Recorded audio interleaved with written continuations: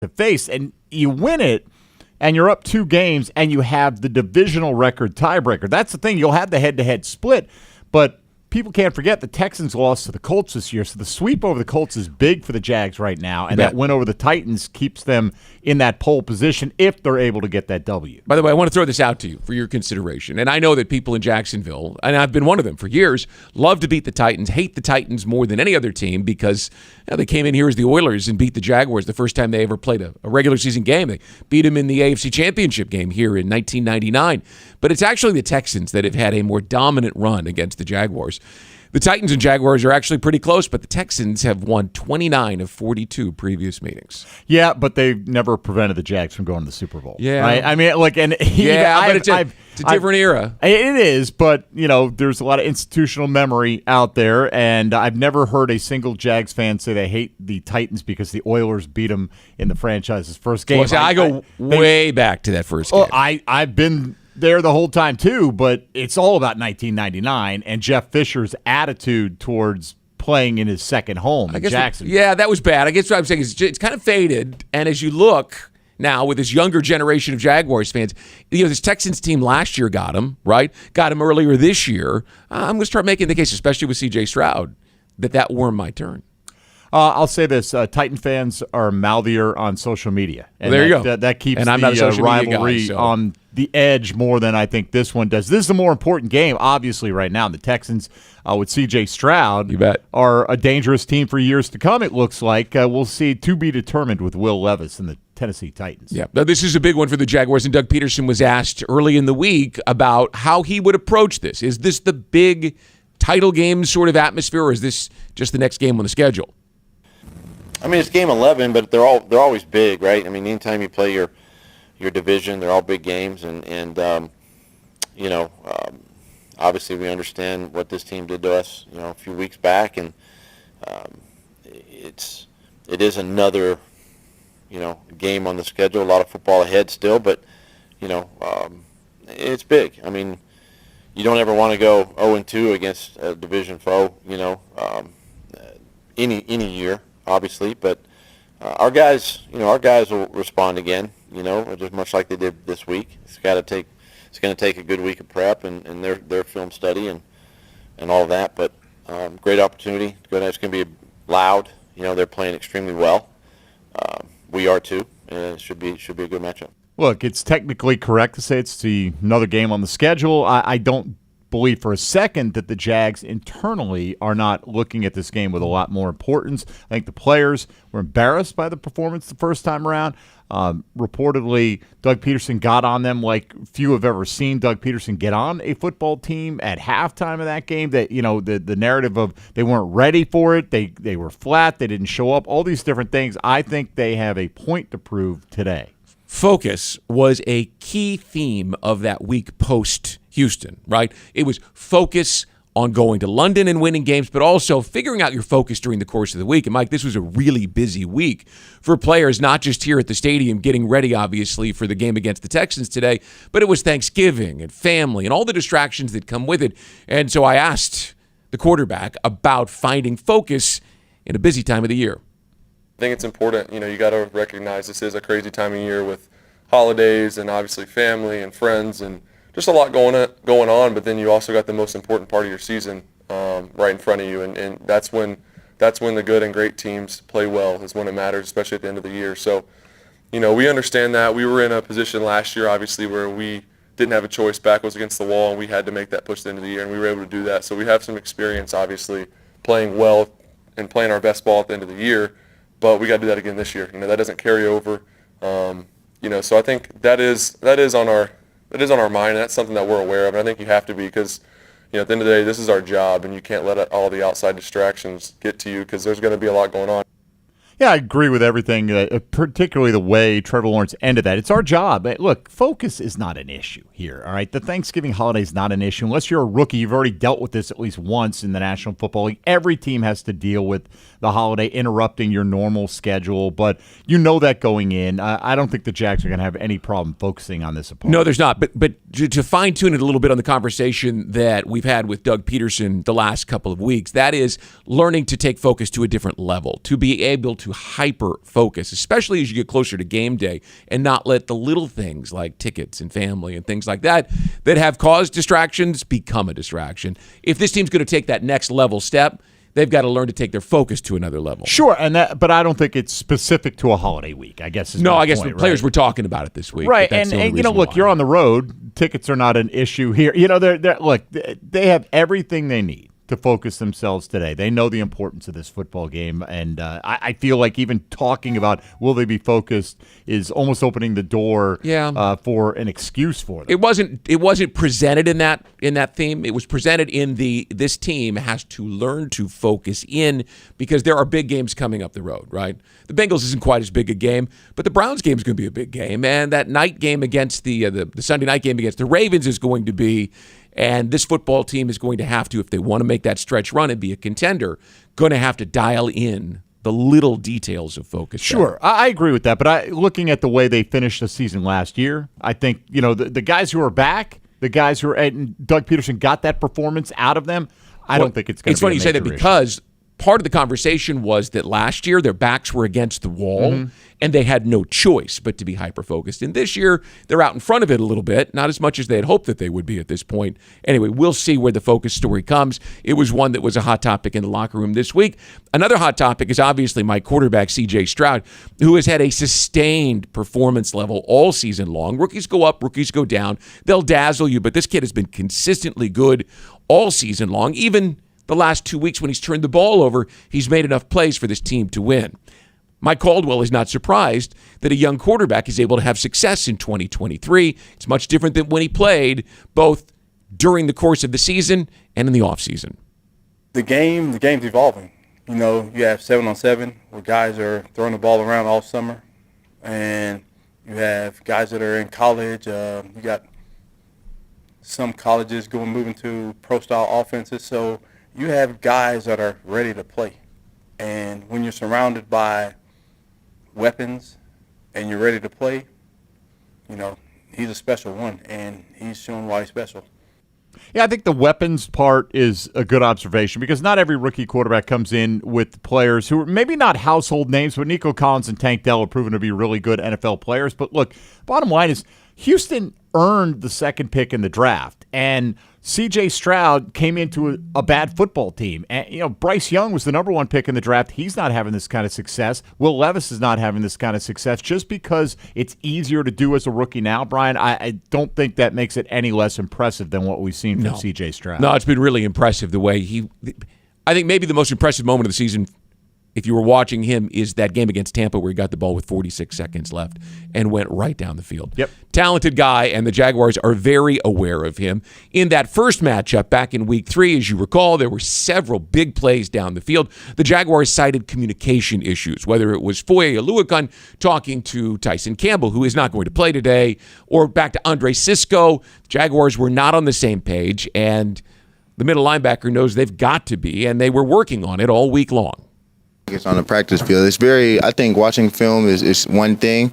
Being able to see it in film is one thing, but being able to do it live bullets, live shots, things moving fast, being able to do it on the run, that's another thing. So it's just kind of playing with our teammates as much as possible, seeing these looks in person as much as possible, whether it's walk through, jog through, real practice, kind of muscle memory type stuff. Like I've seen this bunch, I've seen this spread look, I've seen this, like this is how we're going to play it if this and this happens. Just being able to kind of put your body through it helps you out in the game. Look, we know how good this Jaguar defense can be when they make offenses earn their way down the field. So, communication leads to busted plays or poor communication. And that's what you can't have because Tank Dell can beat you deep. Nico Collins can beat you deep. They've got a very talented skill group that's coming along. And in a game that I think is pretty evenly matched, Brian, you can't allow anybody to have anything easy, and I think that's the key with the communication. No, and especially now, if you're going to have Monteric Brown out there and the communication on all these levels, there was a breakdown last week. The game was in hand. It was 27-0, but the deep ball where Andre Sisco had to go racing to try to catch up with DeAndre Hopkins was a communication breakdown. So they've got things they've got to work on, or they had to work on all week long to get ready for today. I'll take my chances if we get 27-0. Yeah, I think you're right. Hey, let's wrap up sound from this week with the idea that November is that moment of the season where things change. Contenders rise, pretenders fall to the wayside. It's an important game today for the obvious reasons that we've already stated. But these weeks going forward now, the Jaguars really know that it's about what they do on the field this week and next to get ready for the stretch run. You look at the history of this league, the teams that are the last ones standing, they're rolling. Either they've been rolling all year and they stay rolling, or like how we were last year, where we kind of started off and found our own way and got really hot. So we're trying to be a team that started off hot, has some adversity, but we're going to finish hot as well. You can get hot in the playoffs. It's happened. Teams limp in and get hot, but if you're going to ask anybody, you'd rather be on that roll. And look, I understand what you're saying. They had to win last year to make it. Yeah. But I think there are enough guys on this roster that are mature enough to look and say, look, it's not a matter of are we holding off the Titans. Like you said, are we holding off the Ravens? Are we holding off the Browns? Are we positioning ourselves to have as many home games as possible for the postseason? And we'll find that out. Hey, did you have a good Thanksgiving? I did. Did you? Yeah, and I think you're going to enjoy this next segment because it's back. After a long hiatus, we're going to start this holiday season, right? With a little bit of radio magic. Let's do it. Here is, after a long hiatus, and we're glad to have him back, E to the T. Come on, somebody. Hello, man. Let me see if I still remember how to do this. Come on, somebody! Yep. How about this? Duval! Yeah, your boy still got it. I took a little hiatus or whatever, but that's neither here nor there. And where are my manners? Good morning, 7-3 Jacksonville Jaguars, and welcome to another edition of Come On Somebody, where I, E to the T, allow you, the wonderful people all across the world, to express yourselves on all things Jaguars. I know I've been gone for a little bit, but y'all know how the game go. Come on, somebody. Trevor played great. Yes, he did. Defense played great. They sure did. Mass Tennessee. Kick them boys in the face. Long-time rival.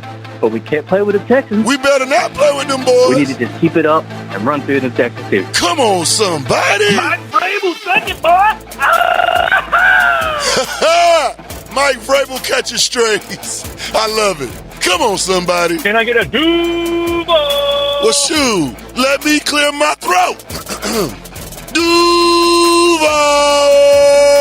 Ooh, that was a good one. Go Jacksonville Jaguars! Woo! Go Jags! Hey! Yeah, we come from the bottom to the top. How you like it now? We sure did. Started from the bottom, now we here. And we ain't going nowhere for a while.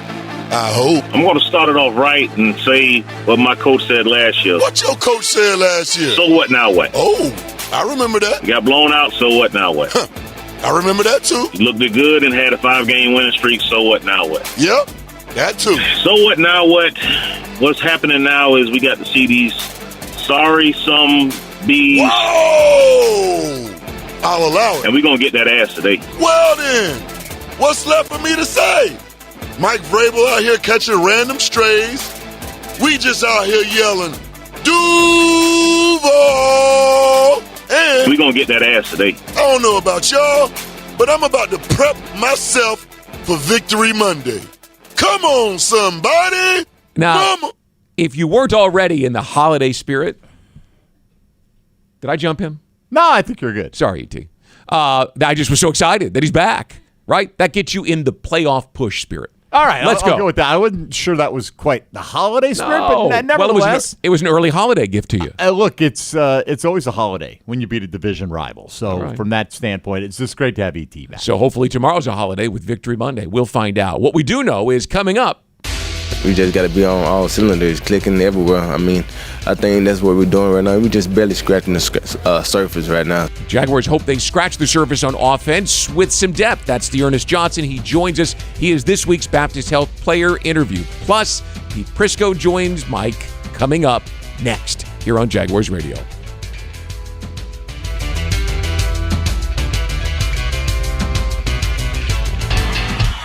As the official supermarket of the Jacksonville Jaguars, Publix is helping fans gear up for game day with the limited-time Jaguars sub. Piled high with hot deli chicken tenders, boar's head bacon, cheddar cheese, coleslaw, and barbecue mayonnaise on a white sub roll. The Jaguars sub is an easy, delicious meal for any fan. Make it an ultimate game day by ordering the Jaguars sub online for in-store pickup. Publix, where shopping is a pleasure. Brooks Rehabilitation has more than 50 years of experience serving the North Florida community with cutting-edge rehabilitation care, ranging from joint replacements, sports injuries, and balance issues to traumatic brain injuries, spinal cord injuries, and strokes. Their highly trained clinical teams span across their system of care to include inpatient, outpatient, skilled nursing, assisted living and memory care, home health, and adaptive community programs. Learn more at brooksrehab.org. Brooks is proud to be the rehabilitation provider for the Jacksonville Jaguars. What makes that famous call? Dinner's ready! Even better? It's cooking a great meal with natural gas, enjoying faster cooking times and precise temperature control. And now getting a valuable cash rebate up to $300 when you install an energy-efficient natural gas range or cooktop. Anyone want seconds? When you show your home love with natural gas, it loves you right back. To learn more and how to qualify, visit peoplesgas.com/rebates. The creamiest, dreamiest soft ice cream you get from Mr. Softy. For refreshing delight supreme, look for Mr. Softy. The milkshakes and the sundaes and the cones are such a treat. Look out for the ice cream stand, enjoy it from your seat. The creamiest, dreamiest soft ice cream you get from Mr. Softy. For refreshing delight supreme, look for Mr. Softy. SOFTEE, Mr. Softy. JEA is proud to be Northeast Florida's community-owned utility. So what does that mean? It means we serve our local customers, not investors.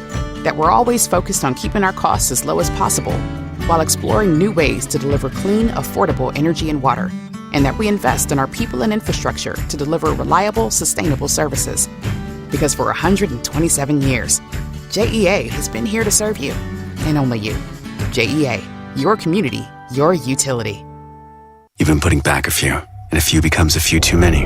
For a moment, you think of calling for a ride, but nah, you live nearby. What's the worst that could happen? You get pulled over, your insurance goes up, you lose your license, you total your car, you kill someone. The results of driving drunk are tragic. That's why law enforcement is out there looking for impaired drivers to save lives. So if you think you're okay to drive after a few drinks, think again. Drive sober or get pulled over. Paid for by FDOT.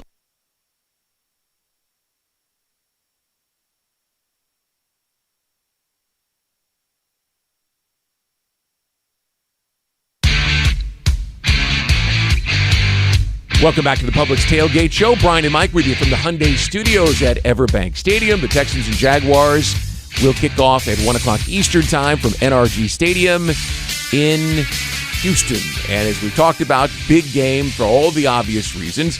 And for the Jaguars, it's good to be back on track. And I know you talked a little bit about that with Pete Prisco this week. I did, and we'll get to the Texans matchup here, but I just wanted to reflect as we usually do, starting out with last week's performance. And did Pete think, the Jags bouncing back in such impressive fashion was more due to the fact that Tennessee right now is a really struggling football team, or is this more of a sign of the Jaguar football team we'll see to come?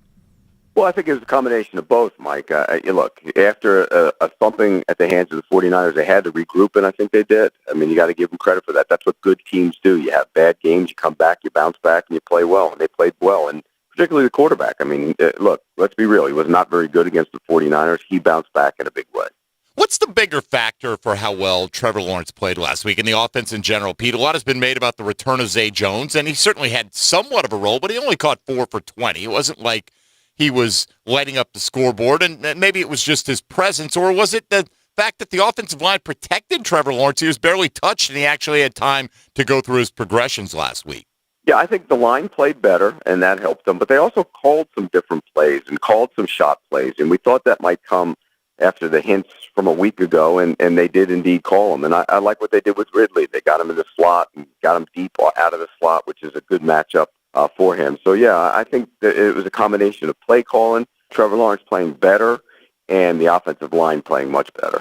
Houston Texans today, Pete. Travis Etienne ran pretty well against them the first time around, 19 carries for 88 yards, over 4 yards a pop, but he hasn't been over that figure in the last 5 weeks. Is there something different that the Jags can try, or is that just kind of the state of the running game right now? Well, I think that's the state of the running game. But also, you mentioned Zay Jones being back. When Zay Jones is on the field, they go to a lot of 3 receiver sets, and that gives you a little more crack and crease to be able to pick those runs. And I think Travis Etienne runs better in that style of offense. You know, when they don't have the good third receiver, they use a lot of double tight end sets, and that kind of bunches everything up. So I think getting Zay Jones back and the ability to spread people out will help open up the cracks and creases in this game for Travis Etienne. All right, Pete, the first game against the Texans and really the San Francisco game, head coach Doug Peterson made note of the fact that he didn't know if his team was, ready to play intensity-wise at the outset of each of those games. Shouldn't be any issue today, right? I mean, with all the things that are on the line for the Jacksonville Jaguars. If you want to win the division, I would highly recommend that they be focused as heck here, because this is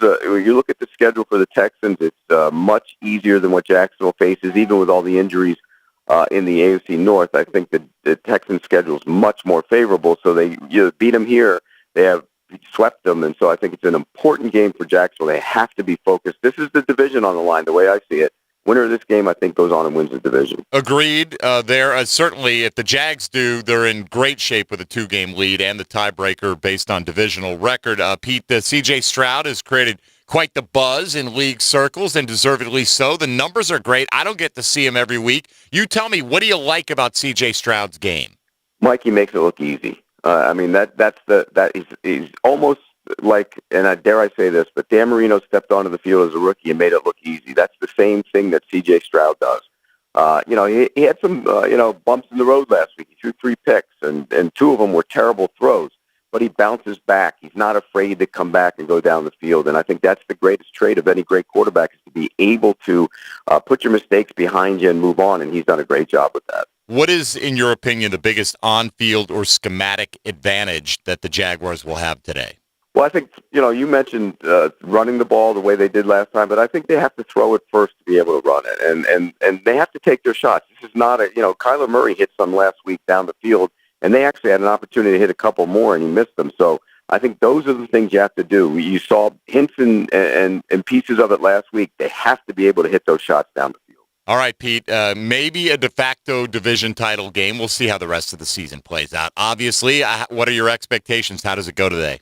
I think Jacksonville's a better team. I just think they're the better football team. Last time they got ambushed. They didn't play very well. But, the Texans play a ton of zone, and when they play a ton of zone, last time they ran right into the defenders in the zone. I think this time you got to learn how to sit down, and when you get those opportunities against man, you got to beat them. I think they will. I think Trevor Lawrence responds again. I'll take Jacksonville to win it. I will too. Yeah, I have this sense. We talk about measuring stick games. We in fact, I think the Niners game was supposed to be a measuring stick game. And I think really this is, right? And you're measuring yourself against yourself. Where you were in week 3 when you stumbled and didn't have a good day to where you believe that you are heading into the playoffs on a roll. Sure. Playing well. And look, we all sit here, and it's the funniest thing. If we were in Houston's position, you think you're the better team, really? I mean, do results mean nothing to you? And, right. We choose to kind of ignore that, and we put the blame more on the Jaguars' lack of preparation for that game than we do on Houston doing anything to impose their will, but still got to go out there and prove it. Well, and when you look at the way that the game went down last time, you had the fullback return the kickoff that bounced around. You realize, you do, of course, because you do this for a living, but I wonder if folks realize that is the instance of the heaviest player in NFL history returning a kick for a touchdown. Someone went and looked that up. It's a 265-pound fullback that took it back for a touchdown. The minute something like that happens, you have to shake your head. Oh, no question. But, they still did it, and even without that, they won fairly handily in the end. And it is a case of matchups. That's really what you're looking at here. And if you think the Jaguars are going to play better today and you think they're going to win today, you're looking at the matchups and seeing where you think the Jaguars have an advantage. And it seems, based on the roster, like there are several advantages the Jaguars will take advantage of. You hope so, but the Texans are probably looking at the same thing. They think they can hit big plays in the passing game, particularly with Tyson Campbell out, because they did. And the Jags, that's the one area they're a little bit depleted right now. Jaguars are going to have to make hay on third down, Mike, something they have not done very well all season long. They have struggled to convert and keep drives moving along. But last week, they may have found something. In fact, the last 2 weeks, when things weren't going well against San Francisco, in comes Dearness Johnson, who's now ascended to that second role, the second running back slot, and has made the most of his opportunities. He made a huge play last week that ended up setting up a 20-0 lead for the Jaguars, and he talked this week about finding a role for himself in an offense that has lots of playmakers. Going out there and just making the most of each opportunity I got and just being more involved in the offense, it's been fun so far. Tell me about that play yesterday on fourth down. There's a lot of pressure. Quarterback comes running out, and what were you thinking? When I seen him running out, I'm like, okay, let me just go ahead and do like a little scramble drill that we work on in practice. And I went upfield, and he and the cornerback ended up, falling off of me and going to Trevor, and he ended up hitting me and caught the ball and just tried to make as many yards as I can. I tried to score, but we ended up getting down there in the red zone and ended up scoring then. You're a guy with a lot of confidence. You've played at a high level for a number of years now, but what does a play like that do for you? It gets me going, just knowing that I can go out there and make those plays. So, just like I said, it keeps my confidence high and just show them that I am capable of going out there to make plays like that. There are a lot of weapons on this offense. 7 games left. I imagine you all are very confident that this thing is going to click. What can this be if everything is working the way you guys know it can? Man, this can be a dangerous offense, like one of the best offenses in the league, We just got to be on all cylinders. A lot of weapons on this offense. 7 games left. I imagine you all are very confident that this thing is going to click. What can this be if everything is working the way you guys know it can? Man, this can be a dangerous offense, like one of the best offenses in the league, We just got to be on all cylinders. A lot of weapons on this offense. 7 games left. I imagine you all are very confident that this thing is going to click. What can this be if everything is working the way you guys know it can? I have no idea what that technical difficulty is, but we'll get it solved. Dearness Johnson is a guy who is a change of pace back, Mike. He's a guy who can come into the ball game and give you that spark. He's different than a Bixby, who's more of a hammer type of back, and different than Travis Etienne. He's a guy who I think could find a role today on third down. Well, look, I think he can do a little bit of everything. He can be a hammer type back. He's a big physical player. He can also make guys miss in space. He's shown he can catch the ball out of the backfield. When they signed Dearness Johnson, Brian, I really was excited about this because, on the occasions where he's had to carry the load in his career, there's only been a few, he's really come through in a big way and performed like a high-level player. So I thought they were pretty good at running back and was a little bit surprised they'd spend third-round draft capital there. But, look, hopefully Tank Bigsby has a long and fruitful career here, but it's clear at this moment in time, Dearness Johnson is more critical to what they're doing. He's moved to number 2. And just a note on the Bigsby front, I talked to coaches and players this week who were excited about those 3 6-yard runs that he had late in the game. And Press Taylor tells me, we're going to need that guy. So you've got 3 backs, 2 of whom you count on right now, if you count Dearness Johnson in there, and 1 that you hope to. And, of course, the Jaguars are going to want to be able to run the football and control some tempo. But in particular, Mike, third down and short continues to be a bugaboo for this team. Their numbers are awful on third down in less than 3 yards. They've got to change that. Today would be a good day to get it going. Oh, absolutely. That's the case with every offense around the National Football League. It's one of the big bellwethers, and you hope it gets better down the stretch. All right. We've got much more ahead, including Press Taylor, the Jaguars offensive coordinator. I grabbed him off the practice field this week.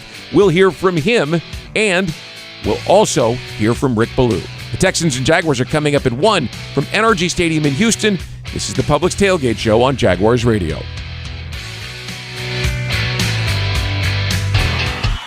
As the official supermarket of the Jacksonville Jaguars, Publix is helping fans gear up for game day with the limited-time Jaguars sub. Piled high with hot deli chicken tenders, boar's head bacon, cheddar cheese, coleslaw, and barbecue mayonnaise on a white sub roll. The Jaguar sub is an easy, delicious meal for any fan. Make it an ultimate game day by ordering the Jaguar sub online for in-store pickup. Publix, where shopping is a pleasure. Nothing kicks off your game better than a handful of Georgia peanuts. Power-packed with protein, essential nutrients, and great taste, Georgia peanuts are the MVP for affordability, sustainability, and nutrition. To score life's touchdowns with recipes and fun facts, check out GAPeanuts.com. The perfectly powerful peanut is brought to you by the family farmers of the Georgia Peanut Commission. Peanuts! Get your peanuts!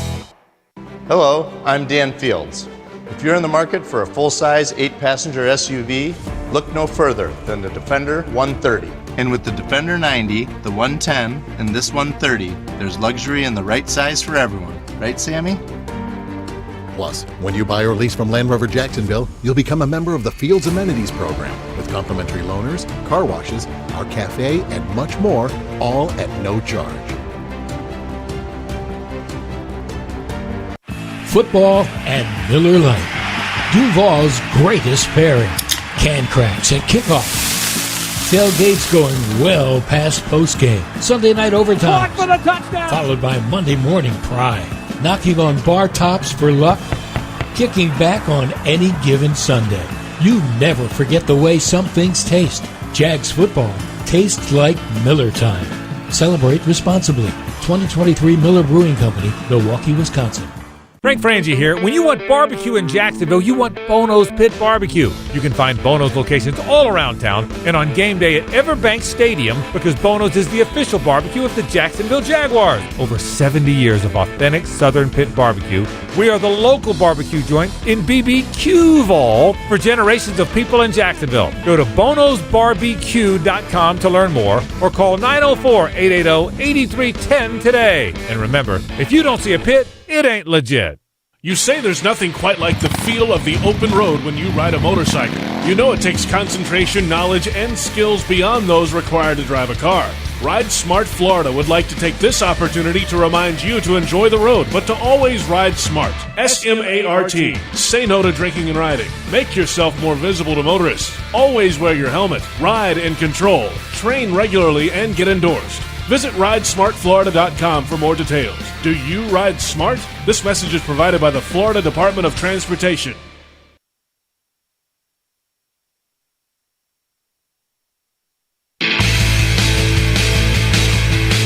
And welcome back. The Publix Tailgate Show continues. Hour number 1, presented by Publix, where shopping is a pleasure. The Jaguars and Texans head for a big one. Week 12 at NRG Stadium in Houston. Brian and Mike with you from the Hyundai Studios inside EverBank Stadium in rainy Jacksonville. Time now for our weekly commentary from Rick Ballou. Publix, where shopping is a pleasure. Jaguars and Texans head for a big one. Week 12 at NRG Stadium in Houston. Brian and Mike with you from the Hyundai Studios inside EverBank Stadium in rainy Jacksonville. Time now for... And now let's try this again.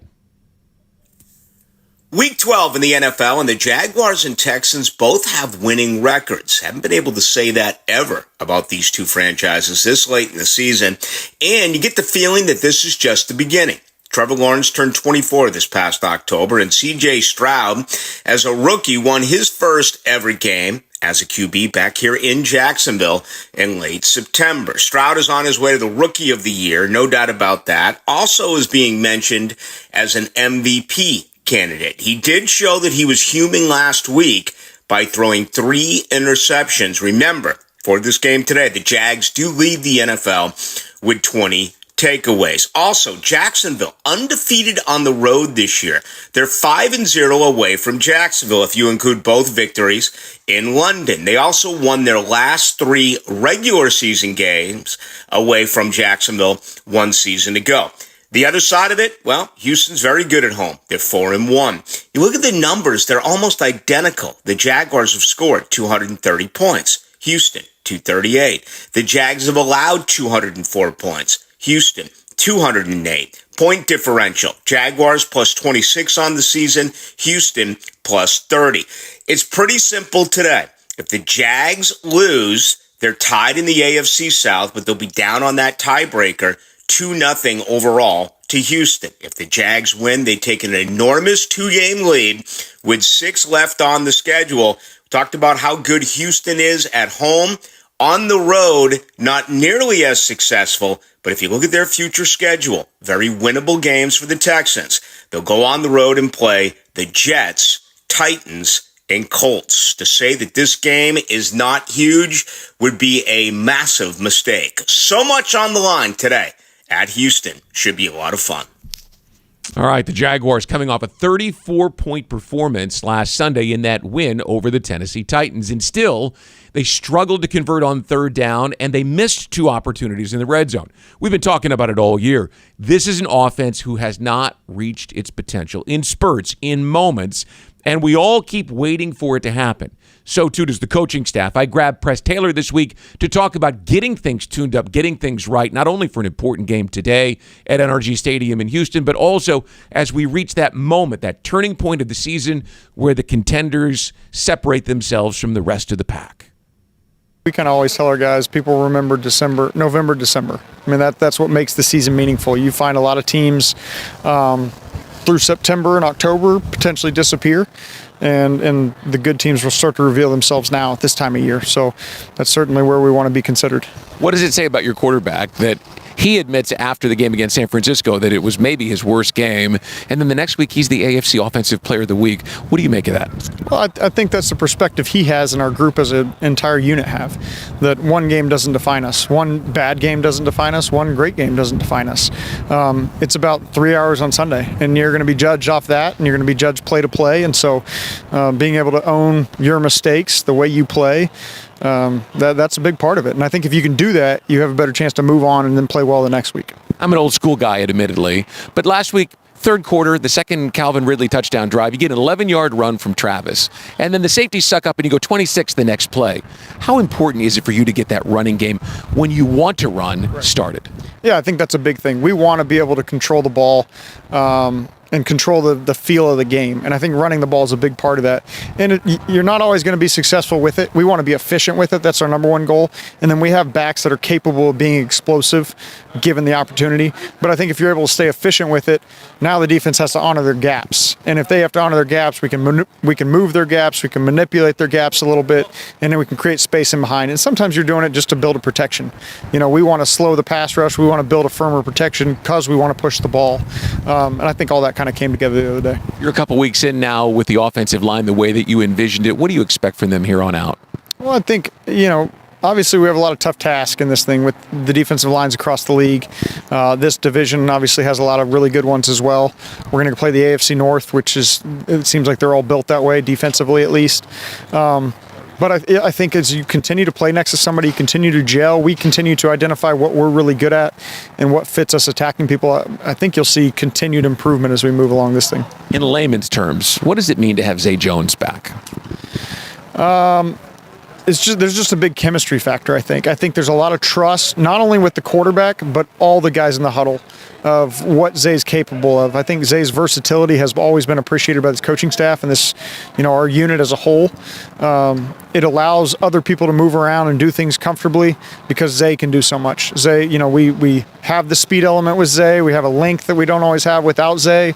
We have speed that Zay brings to the table. So he provides so many different outlets. Now everybody else becomes a little more versatile as well. Let's wrap it up with the fact that you've got 7 games. You're sitting at 7-3. It's all right in front of you. From your perspective, what do you guys have to do to play consistently over the next 7 weeks? Just what we've been doing. Come to work every single day. I mean, you can't win game 17 if you don't have a good practice today on Thursday. So I think that's something Coach has always drilled into these guys. Of just stay in the moment. We can't control what happens in week 17 if we don't take care of business in week 12. So that's kind of where we want to be and where we've lived. Well, I don't doubt one of the things I want to touch on here is the running game, opening up play action, right? And I get all that.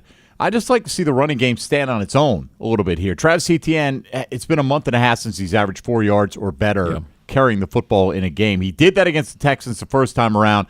I'd like to see that start to become more the norm again. Well, and the thought this week is that more time for Walker Little at guard. Because remember, he had never really played the position. And Doug Peterson said this week, he's a tackle, right? His long-term prognosis in Jacksonville is to play tackle, not to play guard. So you've got him now, and hopefully, what is this, his 3rd straight start since coming back from the knee injury? Hopefully he and Fortner because they defended Fortner when we were being critical of the lack of push off the line of scrimmage in the media over the first month of the season. They said, he's got to get consistent guard play, right? And you had Brandon Sheriff who had the ankle, and then you had, 4 different starting guards on the left side. I think if we're going to see it, it's going to happen this week. You're going to see these guys now with the communication issues on the offensive line, Mike, figure out how to work together and get some separation off the offensive line. Needs to happen. I mean, Etienne was such a big weapon, and he has been this year as well, but it's been primarily because he's been finding the end zone a lot more than last year. Last year averaged big over plays. 5 yards a pop. Every time he touched it, you felt like a big play was almost in the offing, and it hasn't been the case so far this year. All right, we'll see if they can go ahead and get that one done here before we get too far down the road. The Jaguars are going to need to be able, not just set a play action, as Mike mentioned, run the ball when they want to run the ball. And Doug Peterson, Mike, he's a guy who he doesn't want to run the ball 30 times a game. No. This is not like the Jack Del Rio era when you had Maurice Jones-Drew and Fred Taylor, and you were thrilled to run it 32, 34 times and gain 150 yards a game. But they've got to be able to run it when they want to be able to run it, right? You saw that a couple times against San Francisco. In fact, the play where they threw the ball, where Trevor threw the ball and it went off of Tank Bigsby's hands, they would have rather run it on 3rd and 2 than have thrown it. Sure. And that's the goal, I think, for every offense, to be able to run it when you want to run it, throw it when you want to throw it. That isn't the reality, though, every season. And right now the Jags aren't that team that can do that. Doug Peterson's team that won a Super Bowl in Philly wasn't a team that could just impose their will on you in the run game either. It is the modern NFL. Doug's philosophy is pass first, as it should be, based on the way the rules are set up right now. All right, much more ahead. When we come back, folks, we go to the broadcast booth, and time for First Round is on us. This is the Publix Tailgate Show, and you're listening on Jaguars Radio.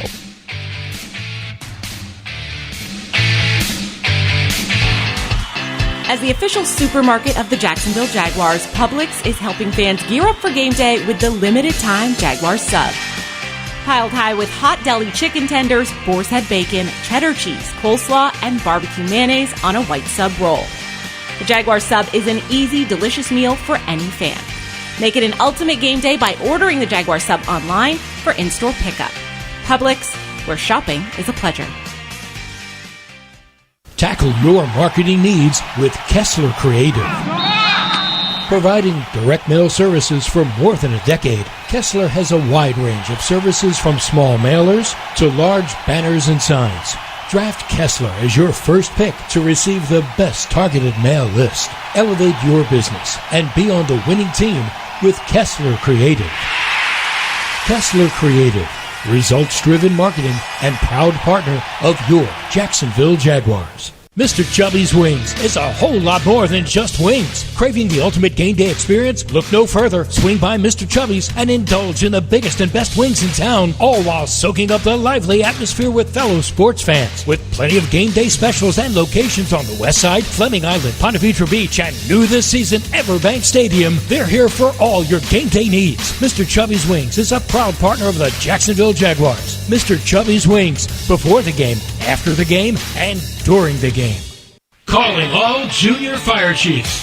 Parents, register for your child to win the ultimate Jaguars game day experience. Cheering on the Jags from the brand new Firehouse Subs fire truck at EverBank Stadium, flashing the fire truck lights when the Jags score. As honorary junior fire chief of the game, your child will receive a Firehouse Subs gift, and the whole family will receive 4 tickets and a parking pass to a home game this season. Visit Jaguars.com/sweepstakes to enter to win today. See website for terms and conditions. Touchdown at Jaguars away games when you fly nonstop from Jacksonville International Airport. Join the Jaguars in New Orleans and Pittsburgh. Watch them win in Houston and Nashville. All the other Jaguars games are just one short connection away. And if airport parking has you stressed, be sure to visit the Jax Airport website before traveling to the terminal. On it, you'll find information about the status of on-airport parking in real time. See if your favorite areas are available or if you need to call an audible. Visit flyjax.com for more information. Huddle up, score the title of most fired up Jags fan, and win the ultimate VIP watch party experience. 505 Southwestern has teamed up with the Jacksonville Jaguars, Bono's Pit Barbecue, and Yucatan Guac to give you and 30 friends an unforgettable experience. Hang with Jackson DeVille and the Roar cheerleaders at the Bono's Town Center location as you cheer on the Jags during their last game of the season against the Titans. Free food, course beer, and prizes included. Enter to win at jaguars.com/sweepstakes.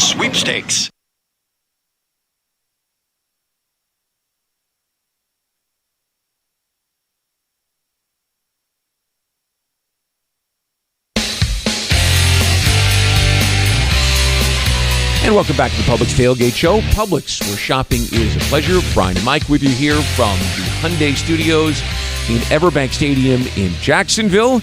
Kickoff is at 1 o'clock Eastern Time. And if you're a Jags fan who is always on the move, they've got the perfect plan for you. With the bundle at the bank, you can purchase tickets to 3 or more games starting at just $58 per game. Get the flexibility you want for your time this fall. Visit jaguars.com/tickets or call 904-633-2000. And now, time for First Rounds on Us.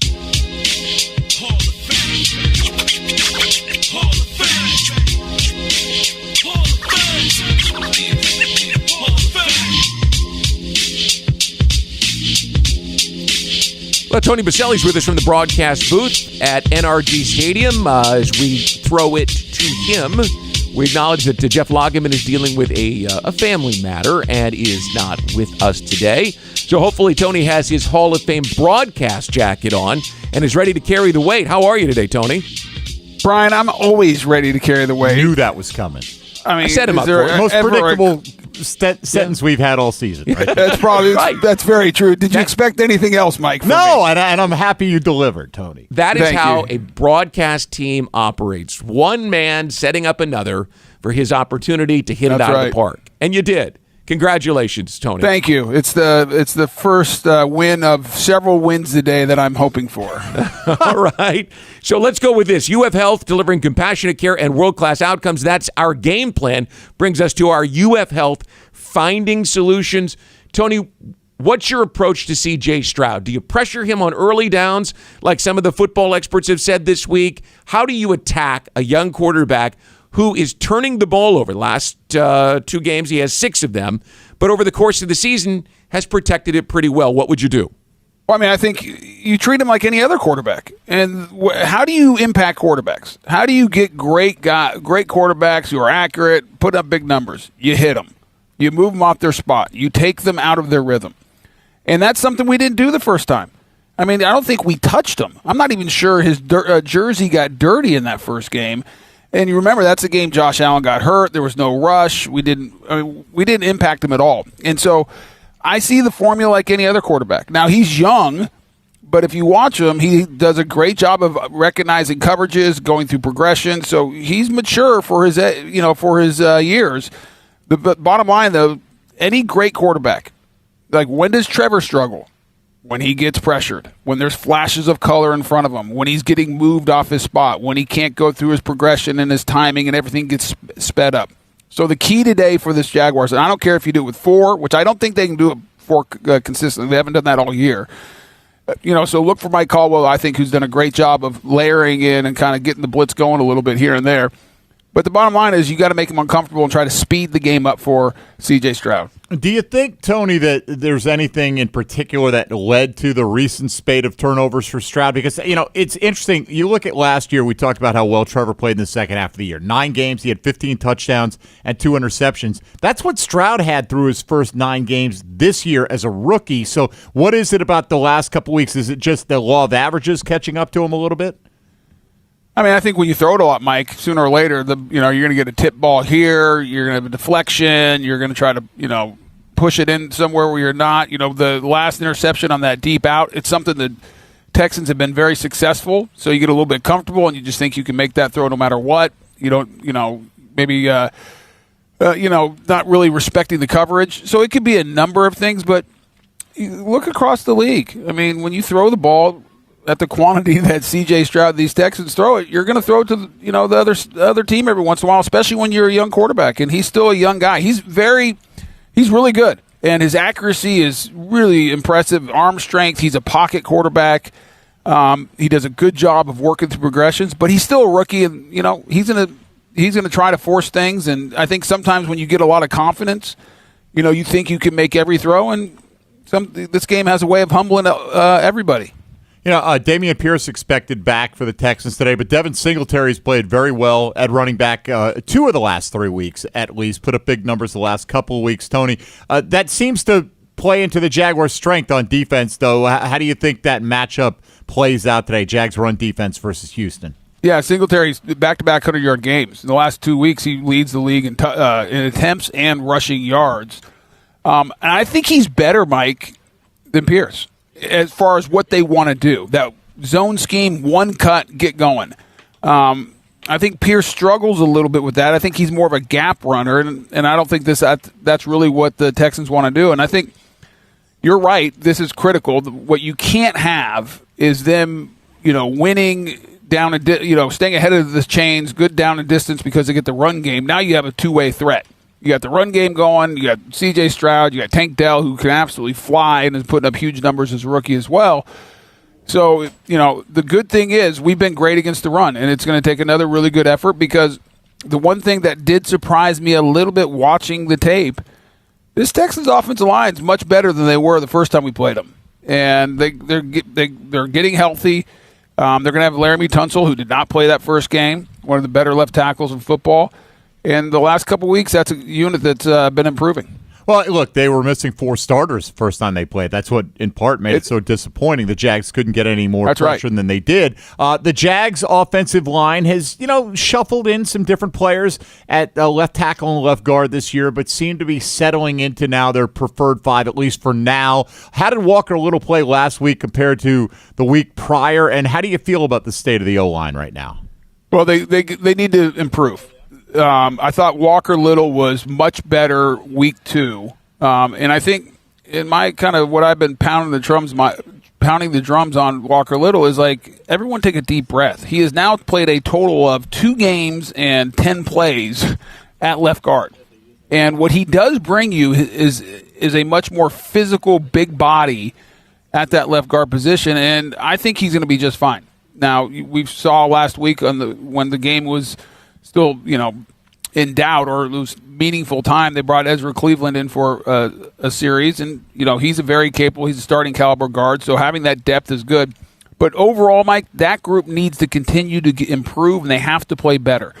And I thought we saw it last week. Trevor was much better, and he played a better game than he did in San Francisco, but part of that's because he had time to, breathe. He had time to scan the field. He had time to go through his progression. He wasn't getting hit. There wasn't flashes of color in front of his face all the time. And so I think if I'm looking at this game, everyone talks about C.J. Stroud, Trevor Lawrence, ETN, you got Ridley or Dell and all these great skill players. Whoever wins the line of scrimmage on both sides of the ball will win this game today. I think that is critical. And I think the offensive line for us has to have a big day protecting, open up some lanes, get the run game going better than they have as of late. And then defense, we need to be physical. We need to make this a game where we take the fight to them because we did not do that in the first matchup. Don't disagree with any of that, but will they get the run game going? Brian and I were talking about that 5 straight games for Travis Etienne, under 4 yards a carry, but he has a very good track record in the 3 games he played head-to-head with Houston. Well, Mike, if I had a crystal ball and could tell you whether it was going to work or not, I think we'd all be in a much better space. I hope so. Are they capable? Yes. I think Travis Etienne's a great running back. Now, the question is will Press Taylor and Doug Peterson stick to it and keep grinding it out, even if it's tough sledding early, where it is a lot of times in the NFL? You don't pop them early all the time, but you got to kind of stick to that. Set the tone, set the tempo of the game. I'll be interested to see is kind of what their mentality is as far as play callers coming in today. There's been a lot of talk about focus for this team. They've laid an egg a couple of times. It was hard to explain, coming off the Kansas City game. They knew the importance of playing a divisional game the next week, and the Jags showed up flat against the Texans the first time around, Tony. I can't imagine that that's an issue today. Can you? No. I think this group and being around them, just traveling and talking to a couple guys, It's a focused – they're focused. And I think they understand how important this game is and what it means for – not just this week, but in the division, across the NFL, setting yourself up for the playoff run. And this is a team that embarrassed them. And being a player a long time ago, but playing in division games where you got embarrassed the first matchup, there's a little bit extra in the tank. And okay, we are not allowing that to happen again. And I believe this Jaguar team thinks they're one of the best teams in the AFC. And this is their opportunity to go out and show it. All right, Tony Boselli, hope you had a great Thanksgiving with your family. Get ready for a big one today. Brian, I ate too much food. I'm sure I gained several pounds, but it was worth every bite. And that, my friend, is as predictable as your "I'm ready to carry the load" comment off the top of this interview. Listen, if I need to do play-by-play and just go a little Vince Scully today because Frank can't make it, I'm in. I'm ready to go. I think all of us would like to hear at least a series of that, Tony. If you can make that happen, it might be fun. It would be great radio. Great radio. The voice of the Hall of Famer himself, Tony Boselli. Have a great broadcast, Tony. All right, guys. Thanks. Thanks, Tony. That'll do it for hour number 1. JP Shadrick is here and ready to go for hour number 2 and 3 to kick off. And then, of course, they will be here with the postgame show. Mike, thanks so much. Thank you, Brian. Have a great rest of the day. You got it. And that's it for hour number 1. Hour number 2 is to follow here on Jaguars Radio.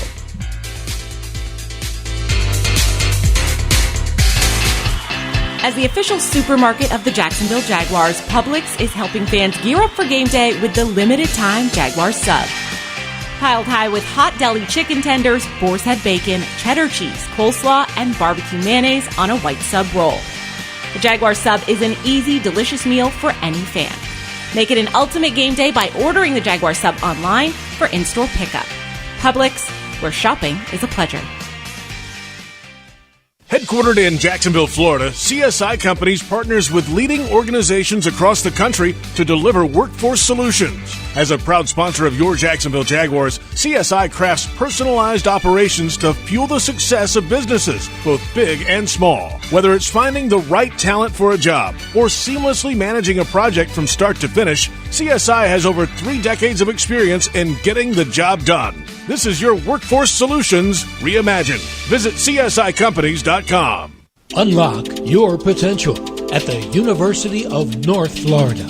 A top public university with more than 100 majors, UNF is number 1 among state schools with the highest percentage of graduates employed in Florida. Affordable tuition, programs in high-demand fields, and faculty who care. Swoop into your future at UNF. Visit unf.edu to learn more. Hi Jags fans, Andre Sisco here, safety of the Jacksonville Jaguars. This season, I've partnered up with Lou Ray Peanut Company to serve a greater mission for the Jacksonville community with the Peanut Pickoff. Here's the deal. Every time the Jags make a pick, Lou Ray is going to donate to youth football initiatives in and around the Jacksonville area. On top of that, the Jaguars Foundation will match every dollar. With each interception, our team inches closer to that W, and our kids get to train for a brighter future. Remember, it was always the Jags. Duval! Huddle up, score the title of most fired up Jags fan and win the ultimate VIP watch party experience. 505 Southwestern has teamed up with the Jacksonville Jaguars, Bono's Pit Barbecue, and Yucatan Guac to give you and 30 friends an unforgettable experience. Hang with Jackson DeVille and the Roar cheerleaders at the Bono's Town Center location as you cheer on the Jags during their last game of the season against the Titans. Free food, course beer, and prizes included. Enter to win at jaguars.com/sweepstakes. You've been putting back a few, and a few becomes a few too many. For a moment, you think of calling for a ride, but nah, you live nearby. What's the worst that could happen? You get pulled over, your insurance goes up, you lose your license, you total your car, you kill someone. The results of driving drunk are tragic. That's why law enforcement is out there looking for impaired drivers to save lives. So if you think you're okay to drive after a few drinks, think again. Drive sober or get pulled over. Paid for by FDOT.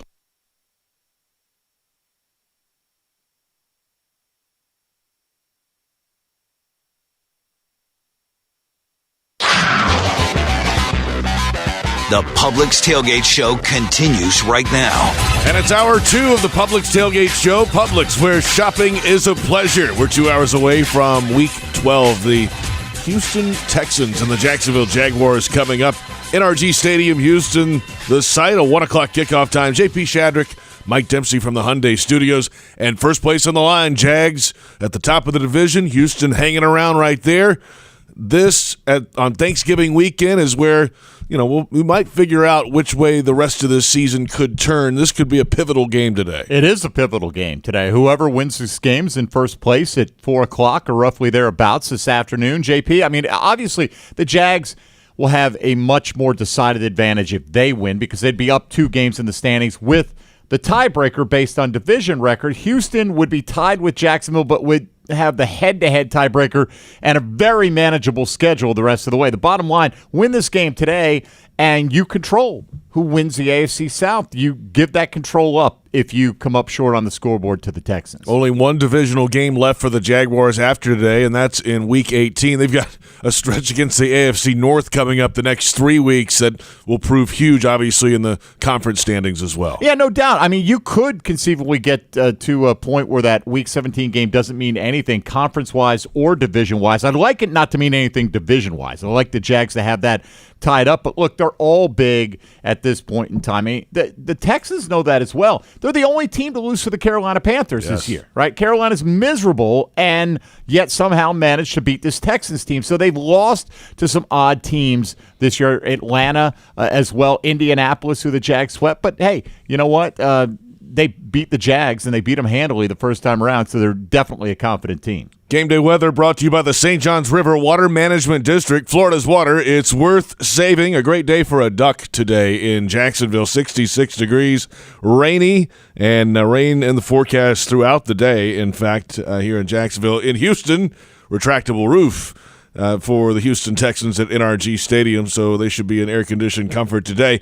Here's some of today's top stories, starting with head coach Doug Peterson not shying away from the big game this week. It's a battle for first place in the division. They're always big, right? I mean, anytime you play your division, they're all big games, and obviously we understand what this team did to us, a few weeks back, and it is another game on the schedule, a lot of football ahead still, but it's big. I mean, you don't ever want to go 0-2 against a division foe, any year, obviously. But our guys will respond again, just much like they did this week. It's going to take a good week of prep and their film study and great opportunity. It's going to be loud. They're playing extremely well. We are too. And it should be a good matchup. I like that part. We are too. Confidence in this team and the way they can play and are playing and bounce back last week.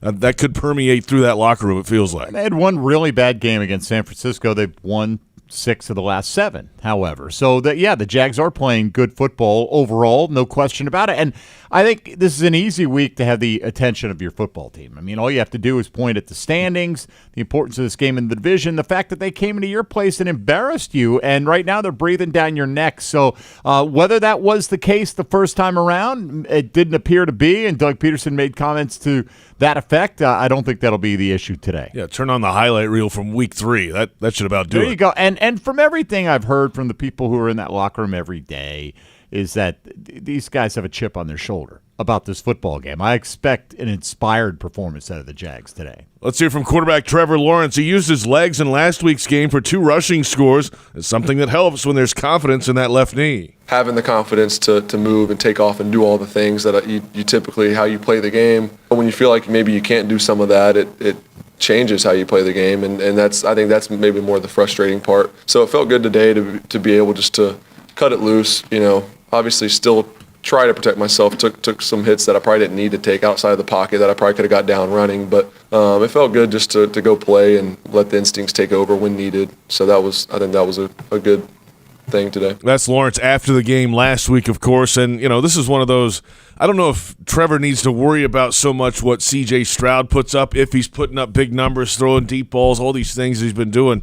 Don't need to match him. Just play Trevor Lawrence's style of football. And this last week seems like Trevor Lawrence's style of football right now. Just win games, man. Nobody is going to care about the numbers if you win enough football games, and you can't get caught up in that if you're Trevor Lawrence. I don't think he will. I mean, there's plenty of that discussion already going on amongst the national media, and that's fine. Let him have that discussion. We'd be doing the same thing if we weren't coming at it from a Jacksonville Jaguar perspective, but since we are, just go out there, like Trevor said a few weeks ago, hey, to all the analysts out there, we're just going to keep finding ways to win football games. I don't think he particularly cares if he throws for 400 yards or 40 yards if the Jags get the W at the end of the day. Having wide receiver Zay Jones back in the mix helped last week, and for Zay, he's ready to contribute wherever he can. Just at this stage in my life, I'm learning on how to be present and just enjoying where I'm at. And it's not easy because as a competitor, you want to be out there. But I've learned a lot about myself in the time I've been hurt on the sideline, even connecting with teammates that maybe I wouldn't usually connect with, or training staff or a member of our sports science team.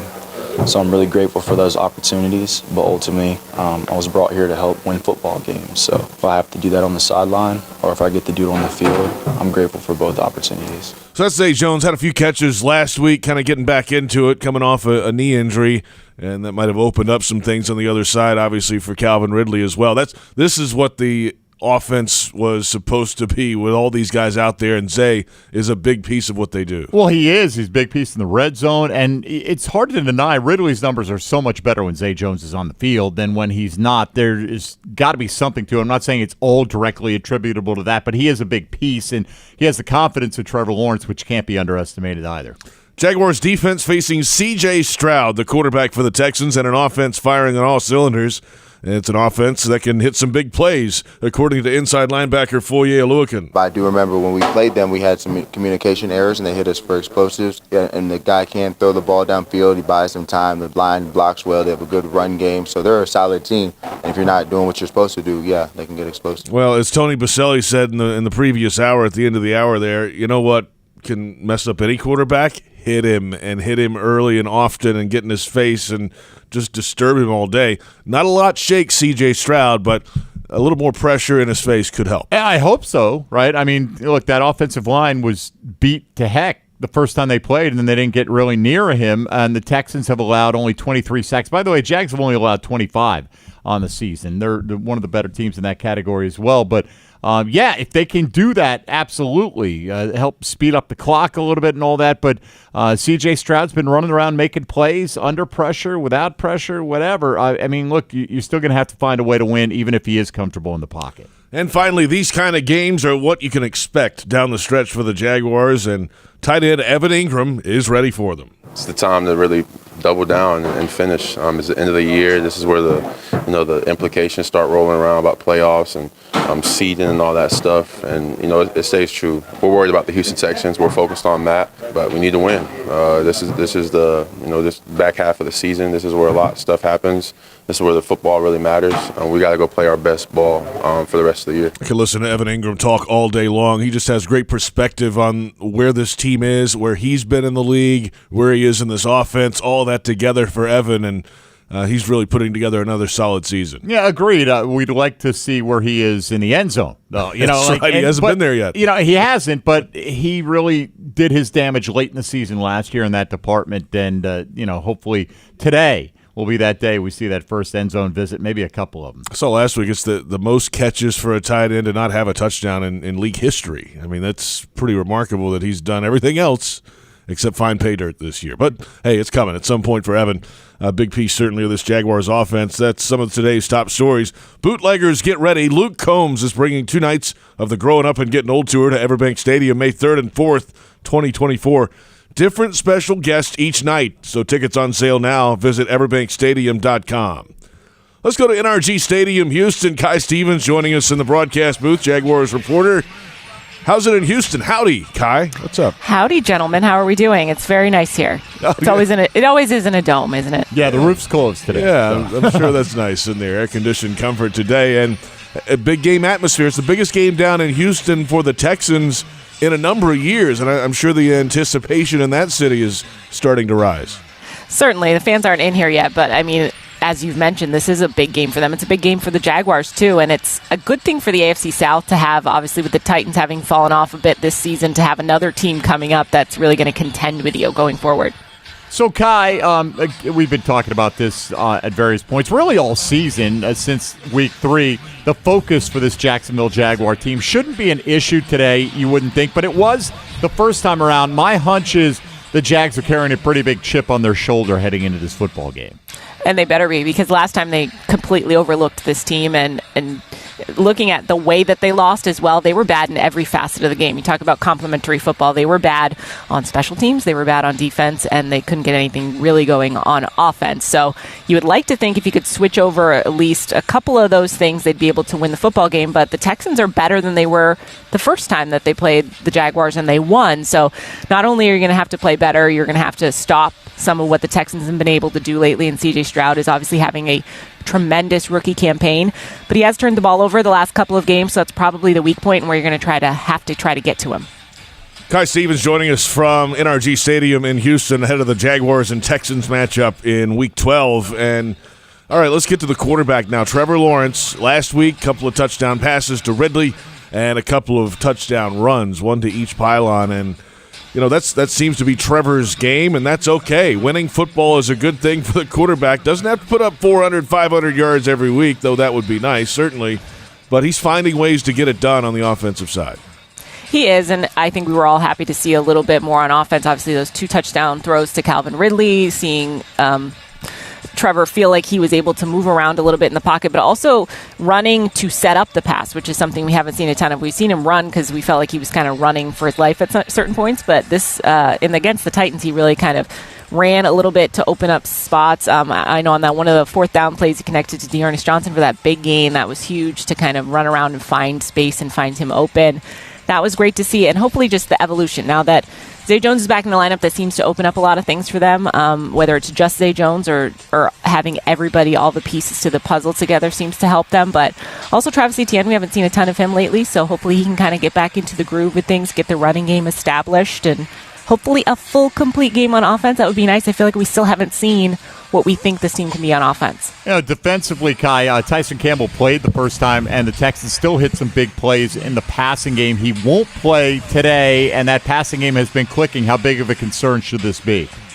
It's a concern because the big play is what the Texans feast off of, and the Jaguars have been susceptible at that at points. They gave up that flea flicker touchdown last week to the Titans, which was not great, and they gave up a couple of them against the Texans the first time these two teams played. So a lot of that's going to come down to communication. That's a lot of what defensive coordinator Mike Caldwell and Rayshon Jenkins has said that as well. They just need to communicate better. They get a little off base sometimes, and that's when the big play can be a problem for them. But for the most part, these players have played together a long time, so they should be a little bit better. They seem to be aware of it, so hopefully they can avoid that today in Houston. Kai, I'm calling an Andre Cisco interception today on a deep ball. Let's do it. Should we do a pick six? He still hasn't gotten his pick six yet. That's true. That would be a nice bonus on top of that for sure. Kai Stevens joining us at NRG Stadium in Houston.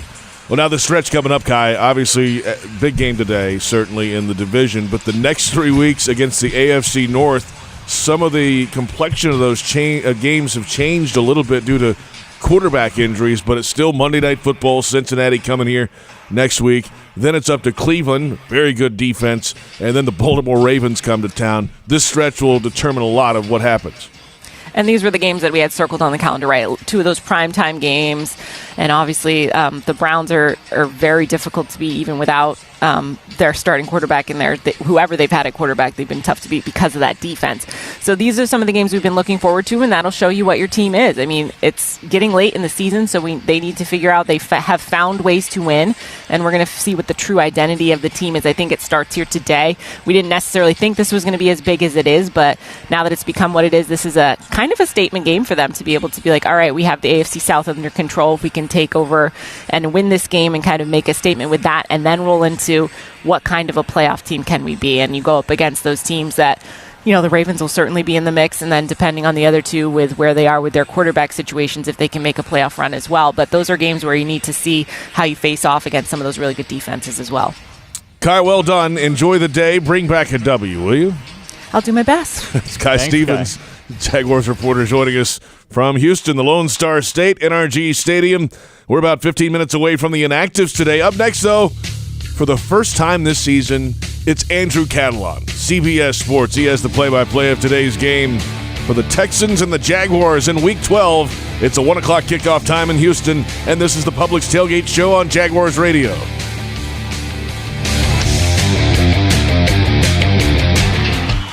As the official supermarket of the Jacksonville Jaguars, Publix is helping fans gear up for game day with the limited-time Jaguars sub. Piled high with hot deli chicken tenders, boar's head bacon, cheddar cheese, coleslaw, and barbecue mayonnaise on a white sub roll. The Jaguar sub is an easy, delicious meal for any fan. Make it an ultimate game day by ordering the Jaguar sub online for in-store pickup. Publix, where shopping is a pleasure. You say there's nothing quite like the feel of the open road when you ride a motorcycle. You know it takes concentration, knowledge, and skills beyond those required to drive a car. Ride Smart Florida would like to take this opportunity to remind you to enjoy the road, but to always ride smart. S-M-A-R-T. Say no to drinking and riding. Make yourself more visible to motorists. Always wear your helmet. Ride in control. Train regularly and get endorsed. Visit RideSmartFlorida.com for more details. Do you ride smart? This message is provided by the Florida Department of Transportation. JEA is proud to be Northeast Florida's community-owned utility. So what does that mean? It means we serve our local customers, not investors. That we're always focused on keeping our costs as low as possible while exploring new ways to deliver clean, affordable energy and water. And that we invest in our people and infrastructure to deliver reliable, sustainable services. Because for 127 years, JEA has been here to serve you, and only you. JEA, your community, your utility. Hello, I'm Dan Fields. If you're in the market for a full-size 8-passenger SUV, look no further than the Defender 130. And with the Defender 90, the 110, and this 130, there's luxury in the right size for everyone. Right, Sammy? Plus, when you buy or lease from Land Rover Jacksonville, you'll become a member of the Fields Amenities Program with complimentary loaners, car washes, our cafe, and much more, all at no charge. We've spent a lot of time in our homes. I'm on a Zoom call. Dinner's ready. But we've learned that when we love our home, it loves us right back. Now you can keep that love going when you install energy-efficient natural gas appliances and earn up to $1,925 in cash rebates. You'll love endless hot water, faster drying and cooking times, and ongoing savings and comfort. To learn more and how to qualify, visit peoplesgas.com/rebates. iPhone 15 Pro on Verizon. Black Friday starts now. Trade in any iPhone in any condition for the new iPhone 15 Pro with titanium and iPad and Apple Watch SE. All on us with Unlimited Ultimate. Go to your local Verizon store now. iPhone requires Unlimited Ultimate plan first. Service plan required for iPad and Apple Watch. $999.99 device payment or full retail purchase with new smartphone line required first. Less $1,000 trade-in/promo credit. Up to $459.99 device payment purchase with new line on eligible plan required per Apple Watch or iPad. Less up to $459.99 promo credit per device applied. 0% APR. Additional terms and conditions apply.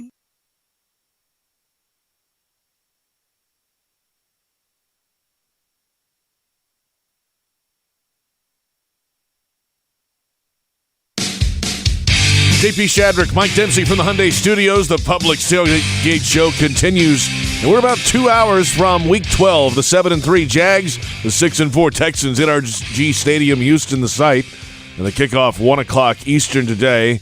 Let's go around the National Football League. All right, JP, already 4 games haven't been played since it is Thanksgiving week. And following the blowout loss at the hands of their arch rivals, the Dallas Cowboys, on Thanksgiving Day, the Washington Commanders fired former Jacksonville head coach Jack Del Rio from his defensive coordinator post. DB's coach Brent Wieselmeyer also axed after the game. According to NFL media, head coach Ron Rivera will presumably take over defensive play calling duties. Rivera himself widely expected to be a candidate for the unemployment line after the season. The Commanders ranked 29th in the NFL in yards allowed, 32nd dead last in points allowed this season, and stand 4-8 overall on the year after that loss on Thursday. The Miami Dolphins beat the New York Jets in the first Black Friday game in NFL history, but in the process lost pass rushing linebacker Jalen Phillips for the season. Phillips is tied for the Dolphins team lead with 6.5 sacks. He tore an Achilles tendon and will miss the rest of the year for the now 8-3 Dolphins. The Cincinnati Bengals host the Pittsburgh Steelers today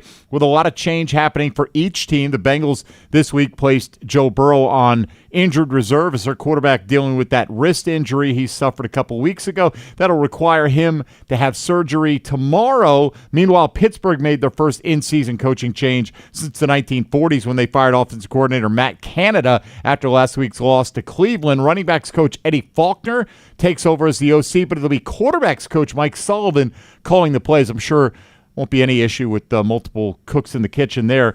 Pittsburgh quarterback Kenny Pickett has thrown a total of 1 touchdown pass in his last 5 games, only 2 in the last 7, and only has 1 game this year with more than 1 TD pass all season long. And despite leading the Patriots to a 2-8 record so far, quarterback Mac Jones expected to get the start over Bailey Zappi today as New England travels to New Jersey to take on the Giants. And Tommy DeVito, who comes off an impressive performance last week with 3 touchdown passes. Jones, however, failed to produce a touchdown in the Patriots' 10-6 loss to the Colts in New England's last game before their Week 11 bye, and has only had a passer rating of 92 or better 1 time this season. And despite Jones getting the start, there are some feelings around New England media that Bill Belichick will play Bailey Zappi today, maybe go with a 2-quarterback platoon, but Jones expected to get the start. No, that's always an interesting watch.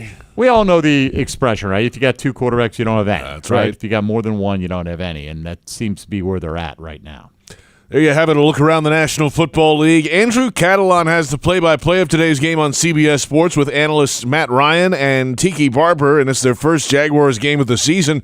Catalan knows the Jags are in a great place on Thanksgiving weekend. I mean, if someone told the Jaguars fan that they'd be 7-3 after 10 games, I would think that the majority would sign up. I know they didn't beat the Chiefs. I know they didn't beat the 49ers. You'd love to see them win one of those games. I get it. But Trevor Lawrence, as you said, is playing winning football. They lead the division. They've won 7 of their 10 games. They played back-to-back games in London. I have a much different perspective of this team than I think some do.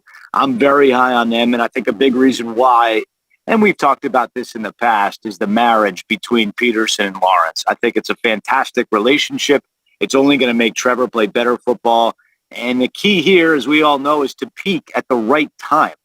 I don't think they've necessarily played their best football, and they're still in a great spot. You get hot late December, early January, and then look out in the playoffs. That's my take on Jacksonville right now. You know, I mean, you got to give the Jaguar fans a little bit of leeway, though. I mean, I'm in my early 40s, right? The last time the Jaguars were this good this early, I was a senior in high school, okay? It's been a while for the Jaguar fans. Been a while. I get it. No, I totally get it. But I just didn't like the perception that, the 49ers, they laid an egg against San Francisco. Yeah, a lot of teams lay an egg against San Francisco. How about Philadelphia's only loss this year was against the Jets? How about that? I mean, I just feel like in the NFL, you can't win every week. Let's move forward now to the other side, and C.J. Stroud. I mean, the guy, obviously, Carolina might have made the wrong move. It might still be a little premature to say that. It's half a season. However, so far, the early returns are in Stroud's favor at number 2 overall. He's just so calm, it feels like. Nothing really bothers this guy. Yeah, it's fun to watch, isn't it? I mean, not from a fan. If you're a Jaguars fan, you don't want to watch this. But from every other week, I think it's been great to watch. I give a lot of credit to the offensive coordinator, Bobby Slowick. He's had a really good plan. They've brought him along well. This Tank Dell is a problem. We saw that in the first Jaguars game. He's coming off a big game last week against the Cardinals. Running the football has actually been a little bit better for them lately too, which I think has helped C.J. Stroud. But ultimately, this is a guy that's going to probably want to air it out, and it's going to be on that Jacksonville back end to slow him down. Now, he did throw 3 picks last week. Let's not forget that. 3 interceptions against the Cardinals, but still a very talented guy. And I think one of the big things in this game is going to be the crowd. I mean, I've done a lot of games in Houston where you could hear a pin drop. That's not going to be the case on Sunday here today. So I feel like how Jacksonville manages that is another part of the equation here today. Andrew Catalan, CBS Sports. Jaguars defense really good against the run this year and really good in taking the ball away. And that was their formula in training camp. That's what pretty much to a man they said they wanted to do, and they're doing that. They're playing the style they want to play. Could they get more pass rush? That's what everybody's asking. Sure. But they're doing their number 1 and number 2 goals. Stop the run and take the ball away. Yeah, and that's what it's all about. Takeaways are so huge in this league. And, I look back, I watched the first game between these two teams, and, the special teams mistakes really was what changed that game. McManus missed a field goal, had a field goal block, and the 85-yard kickoff return for a touchdown. Those plays changed that game. Takeaways change games. And the way I think for Jacksonville to get back in this is capitalize off some takeaways, take the ball away as they've been doing all year. And I think that would turn the ball game in their favor, as opposed to last time when the special teams miscues kind of turned it the other way. Andrew, is this Texans team built for year-over-year success outside of the quarterback position? Where do they stand? In the pecking order, I hate, and I don't use the word hate a lot, but I hate power rankings. However, how do you see the South right now? Yeah, I think Jacksonville's still the favorite. That could change here against the Texans in terms of just the standings, but I like Jacksonville's talent. Houston had a good draft. Obviously, Stroud and this Will Anderson's a problem. He was the one that blocked the field goal back in week 3. They have some nice pieces, and, they're only going to be getting more draft capital, I think, over the next couple of years. They still get a first-rounder from Deshaun Watson, although that pick not as good because Cleveland's having a good year. But, I think that where this team was 2 years ago and now the talent they have, it's a big difference. I still think they have to close the gap a little bit, but they're getting there. Andrew Catalon, CBS Sports. Hear the full conversation on the official Jaguars Podcast Network. It's free on iTunes, Spotify, or wherever you download podcasts. Also, Jaguars.com. Just click the podcast tab at the top of the homepage. And first time we've had Andrew this year, always a great visit. And you'll have more on that podcast about his new partners this year, Matt Ryan and Tiki Barber and the crew on CBS. So there you have it. The quarterback matchup today, that's the number 1 priority. That's what the billboard would say that. Sure. I mean, that's the appeal of the game, right? I mean, for us, I don't really care what the numbers are. C.J. Stroud throws for 450 and the Jaguars win. I won't be happy that the defense gave up all those passing yards, but as by far the most important thing, because your allusion there to the power rankings, JP, you're absolutely right.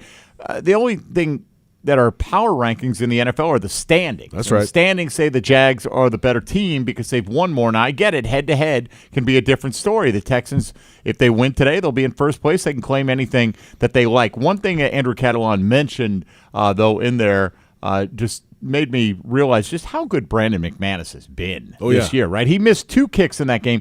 The only 2 kicks he's missed all year.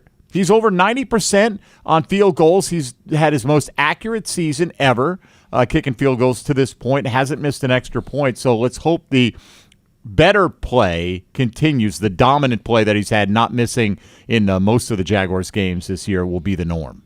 Coming up in about 15 minutes, we'll get a fantasy forecast. Frank Frangie in the broadcast booth up next. Inactives and a pregame Huddle Up podcast with Bucky Brooks and John Oehser in Houston. About an hour and a half away from the Jags and the Texans, and this is the Publix Tailgate Show on Jaguars Radio. As the official supermarket of the Jacksonville Jaguars, Publix is helping fans gear up for game day with the limited-time Jaguars sub. Piled high with hot deli chicken tenders, boar's head bacon, cheddar cheese, coleslaw, and barbecue mayonnaise on a white sub roll. The Jaguars sub is an easy, delicious meal for any fan. Make it an ultimate game day by ordering the Jaguar sub online for in-store pickup. Publix, where shopping is a pleasure. As the official ticket marketplace of the Jacksonville Jaguars and the NFL, Ticketmaster has a wide selection of tickets available for every game. Whether you're cheering on the Jaguars at home or away, Ticketmaster has you covered. With Ticketmaster's interactive seat map, you'll get a 360-degree preview of your seat so you can make sure you've got the best view of those pivotal plays. Plus, the Ticketmaster app makes it easy to sell or transfer tickets if your plans change. And mobile tickets make getting in on game day a breeze. Find tickets today at Ticketmaster.com/Jaguars. That's Ticketmaster.com/Jaguars. Unlock your potential at the University of North Florida. A top public university with more than 100 majors, UNF is number 1 among state schools with the highest percentage of graduates employed in Florida. Affordable tuition, programs in high-demand fields, and faculty who care. Swoop into your future at UNF. Visit unf.edu to learn more.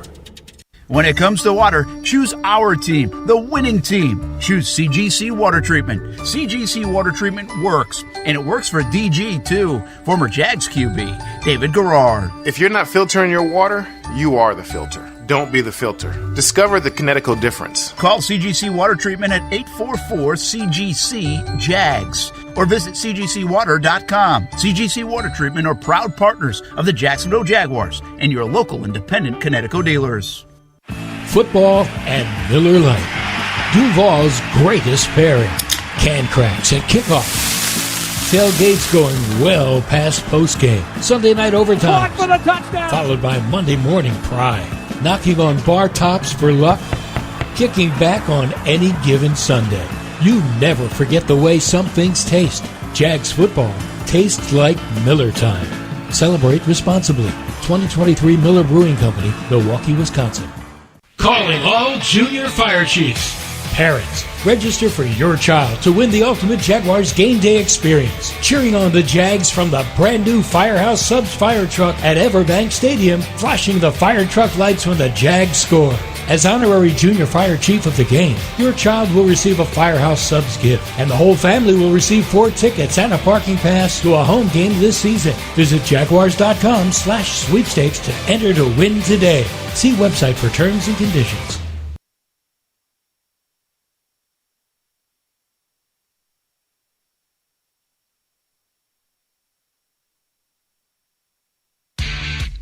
JP Shadrick, Mike Dempsey from the Hyundai Studios. The Jaguars 7-3, the Texans 6-4. Kickoff 1 o'clock Eastern in Week 12 at NRG Stadium in Houston.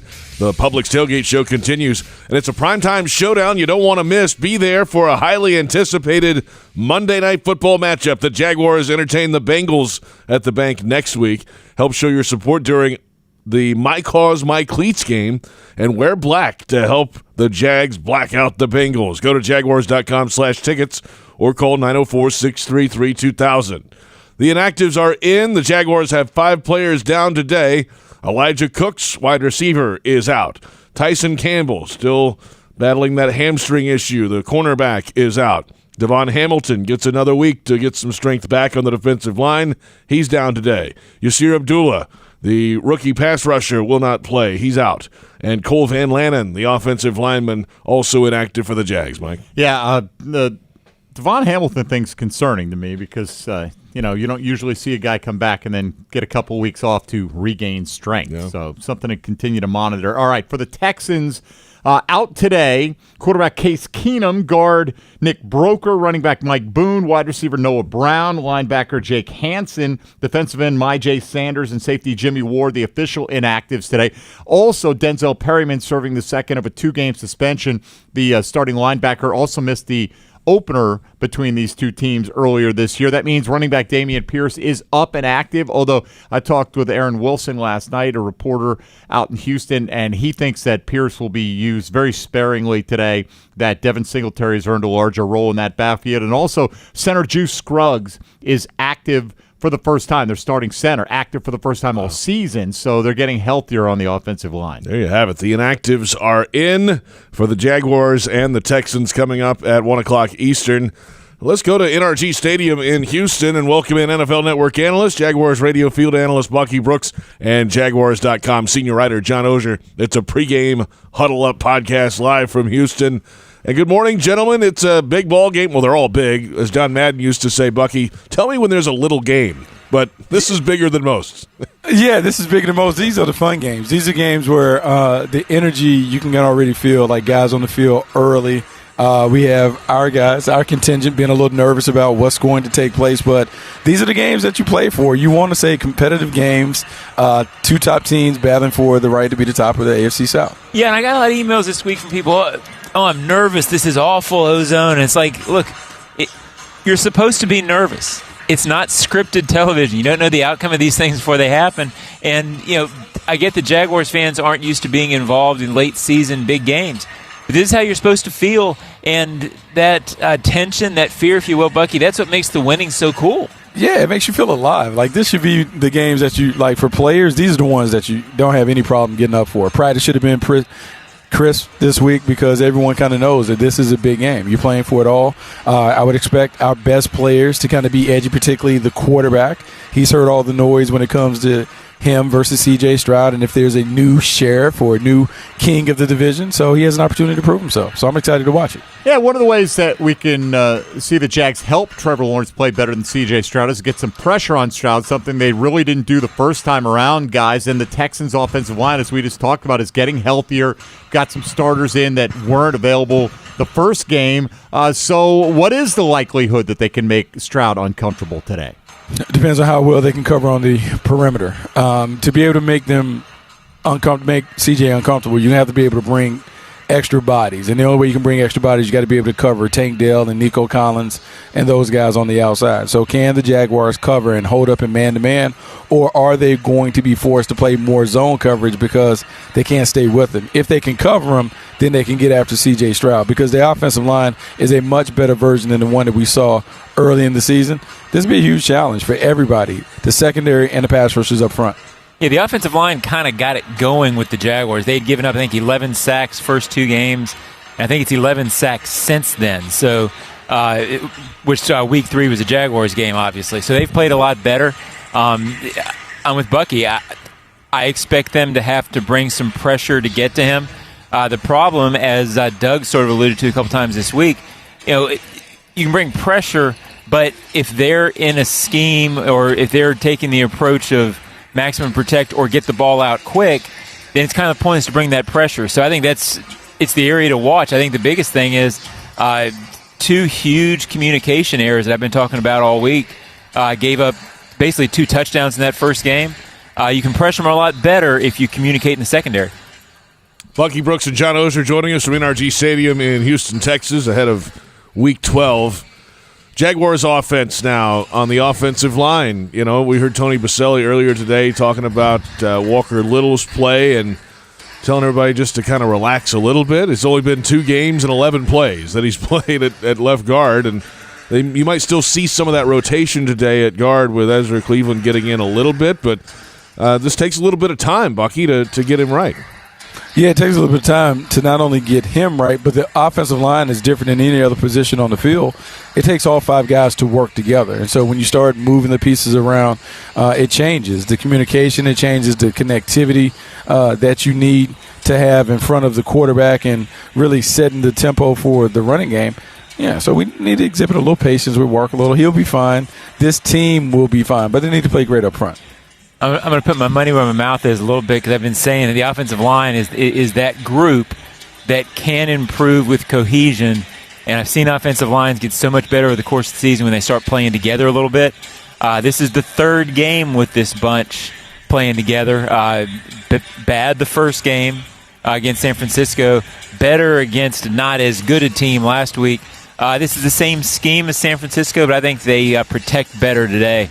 Frankly, I think they play well and win, but I think the offensive line is a reason. Yeah, protecting better is a big key, but opening up holes in the running game would help as well, and that's something that they haven't been great at in the last 5 games. Travis Etienne, under 4 yards per carry. Do you think that changes today? He's had a lot of success against this Texans team. Yeah, this is going to be very similar to the Niners in terms of, I'm sure D'Amico Ryans and his former players and coaches shared a little notes, and so you see some of the stuff that the Niners did. The thing that you have to do with Etienne is you got to get him to the edges, not necessarily all the way outside, but having him run off tackle, trying to get him some creases where he can be comfortable. But then Dearness Johnson last week came through and played a vital role. It's kind of all hands on deck in the backfield. It won't just be Travis who's responsible for providing the production on the ground. You're going to need others to also help because you're going to need to attack them in a bunch of different ways. Yeah, I think you've hit on a big, big thing, Mike. It's this team feels to me like it feels its best when they can get Travis Etienne in the end zone. And I think it's 8 touchdowns. That stretch where he was scoring 2 touchdowns a game felt like the offense was able to will itself a little bit against teams. Have not been able to do that at all in the last 3 or 4 weeks. I think they'll try to be as patient as they can. If the game stays in touch, meaning if the Jaguars are within a score, then I think they can sort of keep giving the ball to Etienne. I think it's a huge matchup. I don't know what to expect because I haven't seen it in 3 or 4 games. If they do it, I think they win. All right, finally, obviously the big game atmosphere. First time in a while in Houston they've had a big game. They've had a lot of changes down there the last few years, so I know it's still fairly early before the game, hour and 20 minutes or so, but what was the scene last night in Houston, and what's the scene inside the stadium so far? Well, it's Battle Red Day, Bucks. That's always big. Yeah, it's Battle Red Day. So everyone has their red on there, and all red. I mean, all red from head to toe, like a lot of red. I've never seen so much red in one uniform, but they have it fully decked out. You know, it's a big week down here when I've seen J.J. Watt on a bunch of different shows talking about he worked out at the facility all week, had his cleats on. I don't know if he's going to be here. He said that he had to go overseas, but it should be a big day. I wouldn't be surprised to see him kind of run out the tunnel, get him kind of going. But yes, it's a big game atmosphere. This is one where, look, the stars got to be stars. So for the Jaguars, best players got to show up and play. You can't depend on the role players to get over the finish line in this one. This is one where 16-0 and 13-17, they got to play well. They got to deliver the plays. It's going to be a crazy atmosphere, and really the Jaguars didn't play in a huge road game late last year like this. They kind of got to the division title another way. They won some games at home. The Texans, when they played them, it was a division game, but it wasn't big for the Texans. I think it's huge, but I think the key is what I've been saying all week, JP. This team played so poorly in Week 3, meaning the Jaguars. I think if they play their game and can withstand the early first quarter, then I think they're in good shape. But I think the key is just playing how well they can play. They didn't do that at all in Week 3.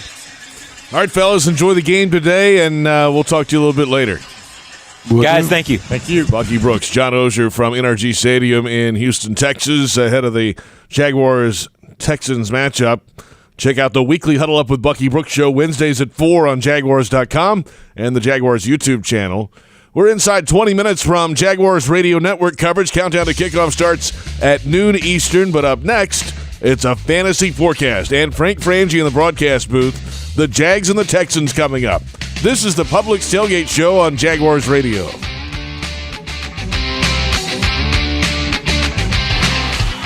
As the official supermarket of the Jacksonville Jaguars, Publix is helping fans gear up for game day with the limited-time Jaguars sub. Piled high with hot deli chicken tenders, boar's head bacon, cheddar cheese, coleslaw, and barbecue mayonnaise on a white sub roll. The Jaguar sub is an easy, delicious meal for any fan.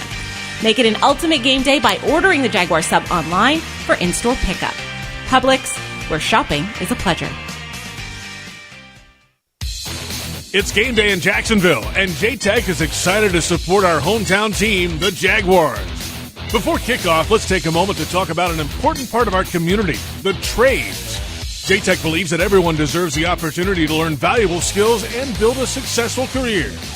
They're proud to support the Jaguars and our community by offering high-quality trade education to students of all ages. J-Tech is your hometown trades school.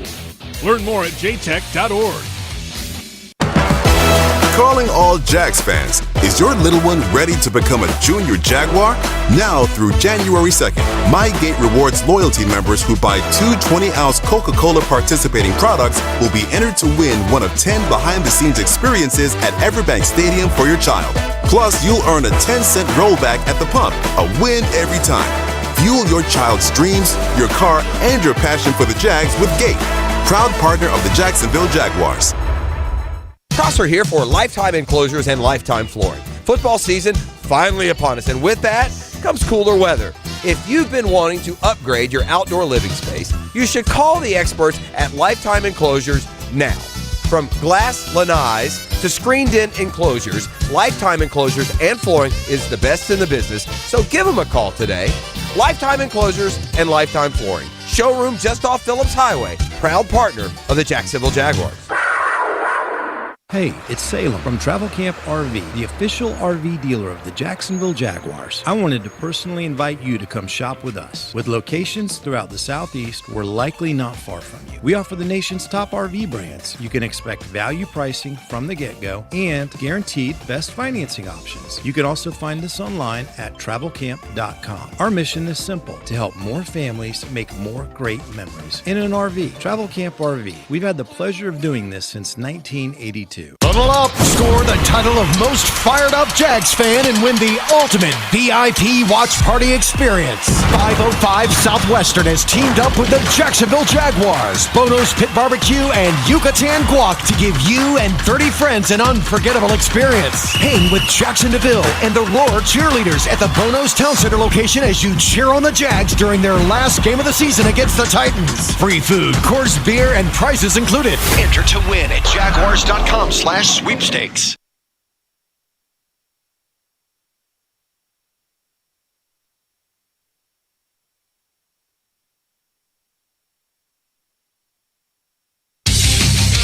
This is the Publix Tailgate Show. Publix, where shopping is a pleasure. JP Shadrick with Mike Dempsey from the Hyundai Studios in Jacksonville. The 7-3 Jags visit the 6-4 Houston Texans, and it's a 1 o'clock Eastern kickoff in Week 12. NRG Stadium should be rocking today. Let's get a fantasy forecast from Mike Dempsey. All right, JP, we'll start with Pittsburgh and Cincinnati, and you got to keep an eye on Pittsburgh's offense today as they've changed coordinators. First in-season coaching change in decades for the Pittsburgh Steelers. They send Matt Canada to the unemployment line. Running backs coach Eddie Faulkner takes over as the OC, but it's going to be quarterbacks coach Mike Sullivan who's actually going to be calling the plays. Look, both areas need a lot of help here, particularly the passing game, where Kenny Pickett's only thrown one touchdown in the last 5 games combined, and Najee Harris not having a typical season for him. Jaylen Warren probably the most reliable player you could play from the Pittsburgh Steelers. And, of course, on the other side, how well will Jamar Chase fare with Jake Browning as his main quarterback now the rest of the season, it looks like, with Joe Burrow on IR. T. Higgins still won't be available with the hamstring injury he's dealing with, so you can expect Pittsburgh to focus their coverage on Jamar Chase today. Doesn't mean I wouldn't play Jamar Chase, just it probably broadens your range of options if you're considering him in your lineup this week. Tampa Bay at Indianapolis. Rachaad White was downgraded with a knee injury on Saturday. That's usually not good news, but the good news is if you do have Rachaad White and you're planning on playing him today, he is active for the Buccaneers, and he's been catching a lot of passes out of the backfield over the last month.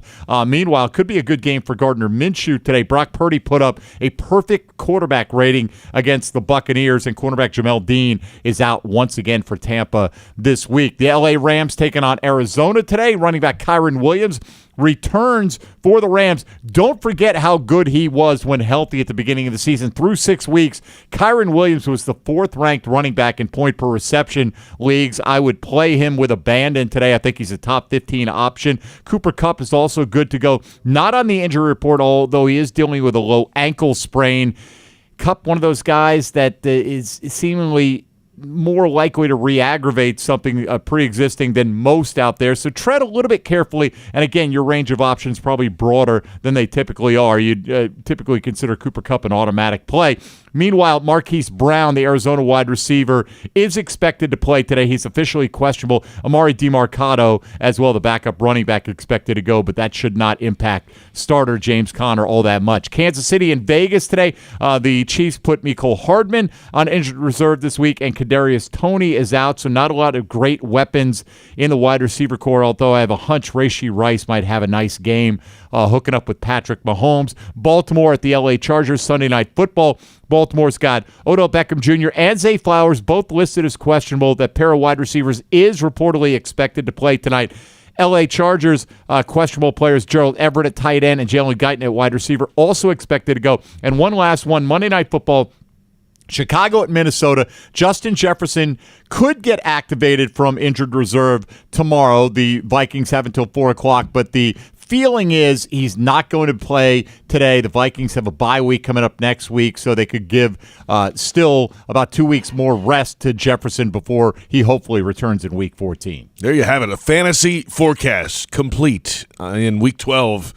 4 games before today. Yeah, but it's like no buys, so you're kind of where you are. Usually there's 12 or 13 when you've got the bye weeks on Sunday and Monday combined. Who had the biggest kind of fantasy impact on Thanksgiving this year? Prescott, Christian McCaffrey, Sam Laporta. Although those 3 big. Jordan Love was fantastic. Christian Watson, if you haven't benched him yet, for the Green Bay Packers because he's had such a down year. He had about 20 fantasy points in that game. So some definitely big performances that you could find yourself big in the hole or big up. And if you're up, you're going to take a more conservative approach to the rest of your lineup decisions. And if you're down big, you're more likely to swing for a volatile player who's got the kind of high upside but maybe a low floor as well. Hey, college students, this one's for you. And with the new Jaguars College Pass, you can get exclusive ticketing offers all season long. Registration is free, and you only pay for the offers you accept. So join the Jaguars for the best games and the biggest plays this year. Visit jaguars.com/college pass.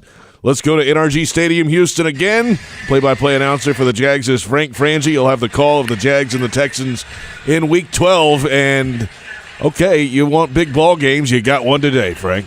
Yeah, good morning, JP, to you and Mike. Maybe the biggest game the Jags and Texans have ever played against each other, the 44th meeting, JP, but none bigger than this one. First time everybody knows by now, this late in the season, they both come into the game with winning records. First place is on the line. Big, big game for the Jags and the Texans today. Yeah, every division game is big, Frank, and I don't disagree with you. I mean, you're later in the season, you get the more important it is. Why were the Jags unprepared the first time around is kind of a mystery. We've been talking about it all morning. It seems like this game should have their full focus today. No question about it. I think what happened the first game, it was kind of a weird start. It was the third game. They had just played the Chiefs. These guys are still human.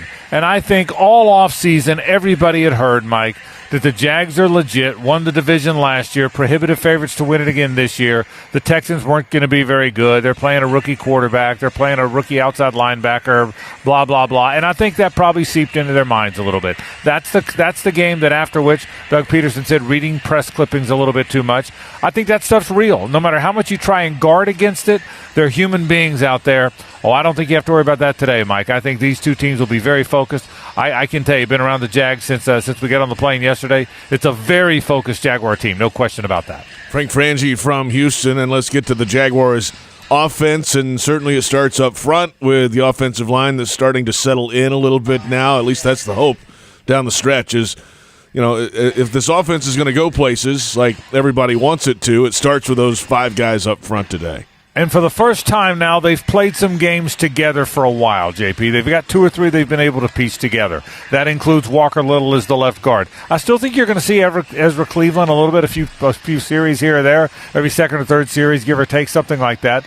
Yeah, but for the most part, they've played together for a while, and they've got to play well. They have really run into some good defensive fronts. They've caught some breaks on quarterbacks because they're going to play the Bengals without Burrow, and they're going to play the Browns without Deshaun Watson. But they haven't caught much of a break with defensive fronts. It seems like every defensive front they've played is pretty good. Look, Rankins and Collins are pretty good tackles. John Grenard's got 7 sacks. Will Anderson's getting a lot of attention, and he'd have more. So once again, it's another nice front they've got to go head-to-head against, JP. And that offensive line has to play well. But Walker Little played well last week. Did not play great his first start. Played pretty well last week, so I think he's coming around a little bit. Well, Frank, speaking of offensive lines, the Texans is healthier than it was the first time the Jags matched up. Laramie Tunsil, Juice Scruggs among those players who are back, who didn't play the first time around. The Jags really weren't able to get much pressure on C.J. Stroud. Do you have hope that it'll be different today? Well, your point's a good one. Laramie Tunsil's back. He's a very good player. George Fant's good on the other side, the free agent signing, Mike. They have good tackles, man. Yeah, you got to find – I wouldn't be surprised to see a little bit of pressure. I wouldn't be surprised to see Mike Caldwell mix it up a little bit. Because, look, C.J. Stroud's good. It's legit. It's legit. It's not just a lot of PR talk anymore. He's really good. He's got 17 touchdown passes. You've got to affect the passer. You got to affect the pocket a little bit.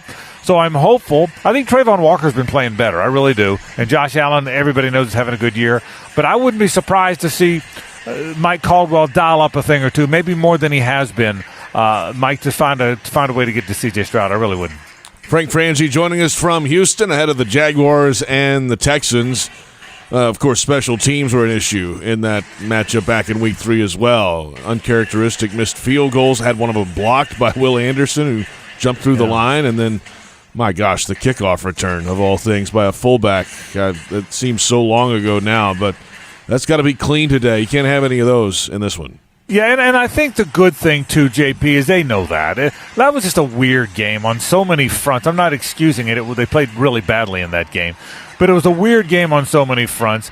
I think they'll be tighter now. I think if the Texans beat the Jags today, JP, it'll be because they outplayed them. I don't think it'll be because the Jags made some uncharacteristic mistakes, let a guy jump through and block a field goal, let a 240-pound fullback or 250-pound fullback run back a kickoff. I don't think there's going to be any goofy stuff today. I think if they lose the game today, the Texans outplayed them. But to your point, and the point Mike made as well, I think because everything happened so goofy that first game, the Jags are well aware of that. Everybody's aware that you've got to play a really clean game against the Texans team that's pretty good now. They're a legit 6-4. They've had a weird year.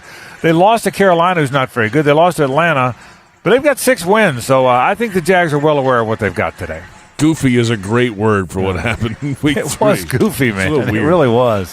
Have a great call today, Frank. Enjoy it. All right, fellas. Thank you, guys. Frank Frangie joining us from NRG Stadium in Houston, Texas. It's week 12. The Jags and the Texans coming up.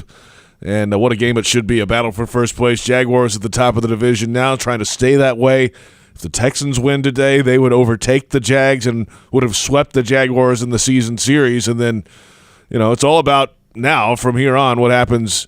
The buildup is to Thanksgiving to put yourself in a position after Thanksgiving. Both of these teams are in the position now after Thanksgiving. Right. Now, what do you do for it? And it's all out there, and there's really – we got to talk about it for another hour and a few minutes. The time for talking is done with this game, man. It's I think everybody's ready for kickoff on this one. Could have played at 9 a.m. today. I was ready for it. I could have played on Friday. Could have done a lot of things, JP. Could have done it Thursday. Thanks, whatever. Yeah, just get it out of the way. Get it done. And the anticipation building up for this matchup today, one of the biggest, and Frank mentioned it, it is the latest that both teams have had a winning record playing each other. So it is it could be a big one, certainly. You don't need anything else to focus on here. You shouldn't anyway. Then it's a divisional game. It's the one you're in first place. You're playing. This team knows how to get hot down the stretch under Doug Peterson. They did it last year. Up next, network coverage. Countdown to kickoff. We'll hear from Fred Taylor. We'll hear from Press Taylor as well. And the final word before kickoff with Jags head coach Doug Peterson. Jags Texans in just over an hour. This has been the Publix Tailgate Show on Jaguars Radio.